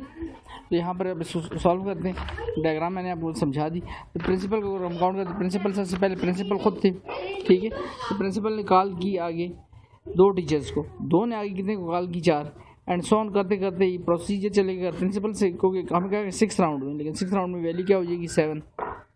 यहाँ पर हमने यहाँ लिख दिया 7 क्योंकि यहाँ से स्टार्ट हो रहे हैं राउंड्स। 2 से मैंने आपको कहा था, डायग्राम पे मैंने बता दिया था कि यहाँ से राउंड शुरू हो रहा है। ये पहला राउंड हुआ है, ये सेकंड है, थर्ड एंड सो ऑन करते करते इस तरह 6 राउंड। तो प्रिंसिपल को काउंट चूँकि करने का कहा गया, तो यहाँ से अगर हम शुरू करें तो ए से यहाँ से जो वैल्यूज बनती है वहाँ तक टर्म्स बनती है वो 7 बनती है। तो इस वजह से मैंने यहाँ पर लास्ट में 7 लिख दिया, इससे कन्फ्यूज़ नहीं होना आपने। A7। तो हमारे पास ये फर्स्ट प्रिंसिपल थे, प्रिंसिपल ने आगे कॉल की तो यहाँ से राउंड शुरू। फर्स्ट राउंड में कितने लोगों को कॉल की गई? 2। फिर उन 2 ने आगे कितने को किए? एक टीचर ने 2 को और एक टीचर ने 2 को, तो 4 एंड सो ऑन करते करते 7 टर्म तक ये प्रोसीजर जारी रहेगा। ठीक है। तो A1 हमारी फर्स्ट टर्म क्या आ गई? 1। R common ratio second term divide by the previous term 2/1 2 आ गई। अब N हमारे पास जो वैल्यू, तो N की वैल्यू क्या हो जाएगी? अगर हम इसको काउंट करें तो याद रखिए जो प्रिंसिपल को काउंट करके लिखना तो N अपने यहाँ पर क्या लिखें? That is N is 7। और हमने फाइंड क्या करना है? A7 फाइंड करना है। तो A n का फार्मूला फिर से, A n का फार्मूला क्या है? A1 R⁻n-1। तो A7 लिखूँगा, A1 लिखूँगा, R7 की जगह क्या आ जाएगा? सॉरी N की जगह क्या आ जाएगा? 7। 7 - 1 क्या आ जाएगा? 6। A1 की वैल्यू क्या हमारी? A1 की वैल्यू 1 है। A1 की वैल्यू हमारी 1। तो A1 की वैल्यू हमारे पास वैल्यू यहाँ पर A1 की वैल्यू 1 है। R की वैल्यू हमारे पास 2 है। पावर 7 - 1 क्या रहेगी? 6। तो 2 टू द पावर 6 हो जाएगा 64। 64 × 1 64। तो A7 की वैल्यू आएगी 64। नाउ अब अगर हम total number of staff count करना चाहें तो प्रिंसिपल को इंक्लूड कर दो। प्रिंसिपल ने 2 को कॉल की +2, 2 ने आगे 4 को, 4 ने आगे 8 को, 8 ने 16, 16 और 32 और आखिरी A7 की वैल्यू क्या निकली? That is 64। इनको सब प्लस कर लें तो हमारे पास रिजल्ट आ जाता है, दैट इज 127। तो इस तरह से क्वेश्चन को हमने कंप्लीट किया। आगे चलते हैं क्वेश्चन नंबर नेक्स्ट पे, क्वेश्चन नंबर 28 पे। पहले मैंने आपको 29 करा दिए, अब 28 पे आए तो super ball drop from the top of the tower 5-6 feet high. एक बॉल है जो कि फेंकी गई है, टावर की हाइट क्या है? 5-6 फीट हाइट से वो फेंकी गई है। ऑलवेज रिबाउंड्स 3/4, वो रिबाउंड करती है 3/4 ऑफ इट्स डिस्टेंस फॉलन, जिससे उसको फेंका गया है। How far will ball have travel, ball ने कितना सफ़र तय किया होगा, यानी जो अप्स एंड डाउन बाउंस खाए होंगे उसने। When it's hits the ground for the 6th time, जब ये 6ठी दफ़ा ज़मीन से आगे टकराएगी। तो ये क्वेश्चन हमारे सामने। तो सबसे पहले हम ऐसे करते हैं, इसकी एक छोटी सी डायग्राम यहाँ पर मैंने बनाई हुई, बहुत ज़्यादा एक्यूरेट तो नहीं बनाई, लेकिन आपको समझाने के लिए कि ये एक टावर है जहाँ से उसको फेंका गया और उसकी हाइट कितनी 5-6। अब पहले जब ज़मीन को उसने छुआ तो यहाँ से यहाँ तक जब गई है, यानी यहाँ पर तो आई 5-6, यहाँ से ऊपर गई है, ठीक है, और यहाँ से फिर नीचे की तरफ गई, तो ये और ये हाइट सेम रहेगी। यहाँ से जो हाइट है वो हाइट क्या है? यहाँ पर रिबाउंड कितने का हो रहा है? That is 3/4। तो एक दफ़ा ज़मीन के साथ टकराई, दूसरी दफ़ा, तीसरी दफ़ा, चौथी दफ़ा, 5वीं दफ़ा, 6ठी दफ़ा, और ग्रेजुअली इसमें आहिस्ता आहिस्ता यहाँ पर से मैंने थोड़ा सा डायग्राम को और नीचे करना था, आपने कर लेना अपने लिए, अगर बनाने के लिए करना चाहिए। ग्रेजुअली इसका जो रिबाउंड होगा आहिस्ता आहिस्ता वो क्या होता जाएगा? कम होता जाएगा। ठीक है, कम से कम तक। यहाँ पर 2 जगह आपको आंसर आपने इक्वल बना दी, ये जल्दी मैंने बना दी, आपने इस रिबाउंड को इस तरह से क्या कर लेना? कम कर लेना। तो अब बॉल्स ड्रॉप फ्रॉम हाइट, कितनी हाइट से फेंकी गई? 5-6 फीट से। रिबाउंड कितने का हो रहा है वो हमें बता देंगे, दैट इज 3-3-4। अब फर्स्ट रिबाउंड जो है, फर्स्ट रिबाउंड यानी यहाँ पर आया, जब इसने यहाँ से ठप्पा खाया, मतलब रिबाउंड वापस बाउंस बैक हुई, ऊपर की तरफ गई वापस। तो फर्स्ट रिबाउंड, तो हाइट कितनी थी? 5-6, रिबाउंड कितने का? 3/4। तो 3/4 × 5-6 करें तो हमारे पास वैल्यू आती है 417 फीट। अब ये रिबाउंड यहाँ पर जब इसने खाया, यहाँ से फिर यहाँ से तो गिरी थी हमारे, यहाँ से ऊपर गई, अब यहाँ पर रहने के बाद फिर इतनी डिस्टेंस फिर तय करेगी यहाँ पर, और इस डिस्टेंस को बताने के लिए हमने क्या किया? 417, या तो 417 × 2 कर लिया करें, या फिर 417 + 417 कर लिया, यानी डबल कर लें, क्योंकि जो डिस्टेंस यहाँ पर है वही डिस्टेंस यहाँ पर है। ठीक है, डबल जिधर तक गई उसी हाइट पर वापस आएगी तो 417 इंटू 2 कर लें, फिर भी 834 आ जाएगा। ये 417 प्लस 417 फीट को ऐड कर लें, क्या आ जाएगा 834 फीट। अब सेकंड वो कर रहे हैं, सेकंड रिबाउंड किसका डबल का नहीं, जो सिंगल वैल्यू थी उसकी। तो 417 रिबाउंड हमें फिक्स बताया दैट इज़ 3/4, तो 3/4 करते हैं तो हमारे पास ये दूसरी वैल्यू आ जाती है 312.75 फीट। अब इसका डबल करना है, इसका डबल करेंगे क्योंकि याद रखिए ऊपर गई तो ऊपर से फिर नीचे भी तो आई ना, तो ये डिस्टेंस भी और ये डिस्टेंस भी, तो ये डिस्टेंस डबल करने के लिए तो इसको 2 से मल्टीप्लाई कर दें, ये जो वैल्यू आती है, या फिर 312.75 जैसे मैंने किया प्लस 312.75 इनको ऐड कर दो हमारे पास नेक्स्ट रिजल्ट। ये ब्लॉक करके लिख रहा हूँ, ये रिजल्ट असल में हमने क्या करना है, एक्यूमुलेट करना है। अब उसके बाद नेक्स्ट आते हैं, ये हमने सेकंड रिबाउंड कर ली, थर्ड रिबाउंड किसका होगा डबल का नहीं, जो सिंगल वैल्यू निकली थी 312.75 मल्टीप्लाई 3/4, तो इसको सॉल्व करते हैं हमारे पास रिजल्ट आता है 234.5625। अब इसको सॉल्व करता हूँ, यानी इसका डबल करता हूँ, या तो उसको 2 से मल्टीप्लाई कर लें, या फिर इसको इस तरह से 234.5625 प्लस 234.5625 को ऐड कर लें, तो हमारे पास रिजल्ट आता है 469.125। ये हमने रिबाउंड फाइंड कर ली, ये यहाँ से फॉल किया गया था, ये फर्स्ट सेकेंड थर्ड यहाँ तक हो गया हमारे पास रिजल्ट। आगे चलते हैं नेक्स्ट पेज पे, तो अब फोर्थ रिबाउंड है, फोर्थ रिबाउंड किसका, जो थर्ड रिबाउंड होता है। थर्ड रिबाउंड कहाँ पर हुआ है, थर्ड रिबाउंड ये सिंगल वैल्यू थी उसकी, ये थर्ड रिबाउंड की वैल्यू क्या वैल्यू थी हमारे पास 234.5625, थर्ड रिबाउंड की 234.5625। यहाँ पर ये वैल्यू लिखूँगा मल्टीप्लाई 3/4, तो हमारे पास रिजल्ट क्या आता है 175.922 फीट। अब इसको या तो 2 से मल्टीप्लाई कर लें, या फिर 175.922 प्लस 175.922 ऐड कर लें, हमारे पास नेक्स्ट रिजल्ट आता है 315.84। अभी फोर्थ रिबाउंड हो गया, तो फिफ्थ रिबाउंड पर आते हैं किसका, इस वैल्यू का 175.92 मल्टीप्लाई 3/4। अब इसका किया तो हमारे पास रिजल्ट आया 131.94 फीट। अब इसको या तो 2 से मल्टीप्लाई कर लें, या फिर इससे 131.94 प्लस 131.94 ऐड किया तो हमारे पास ये फिफ्थ रिबाउंड की वैल्यू आ गई। सिक्स रिबाउंड 131.94 मल्टीप्लाइड बाय फिर से 3/4, तो हमारे पास रिजल्ट आता है 98.96। और अब इसको या तो 2 से मल्टीप्लाई कर लें, या फिर 98.96 प्लस 98.96 ऐड करें, हमारे पास ये वैल्यू आती है।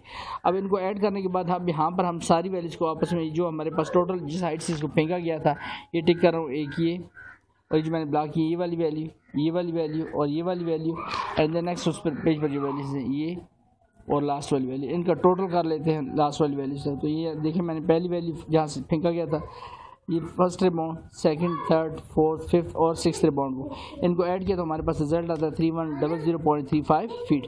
तो इस तरह इस क्वेश्चन को हमने कंप्लीट किया। उम्मीद है क्वेश्चन आपको अच्छे से समझ आया होगा। इन क्वेश्चन में कुछ चीज़ क्लियर नहीं तो दोबारा कमेंट करके पूछ सकते हैं। नेक्स्ट क्वेश्चन पे आते हैं।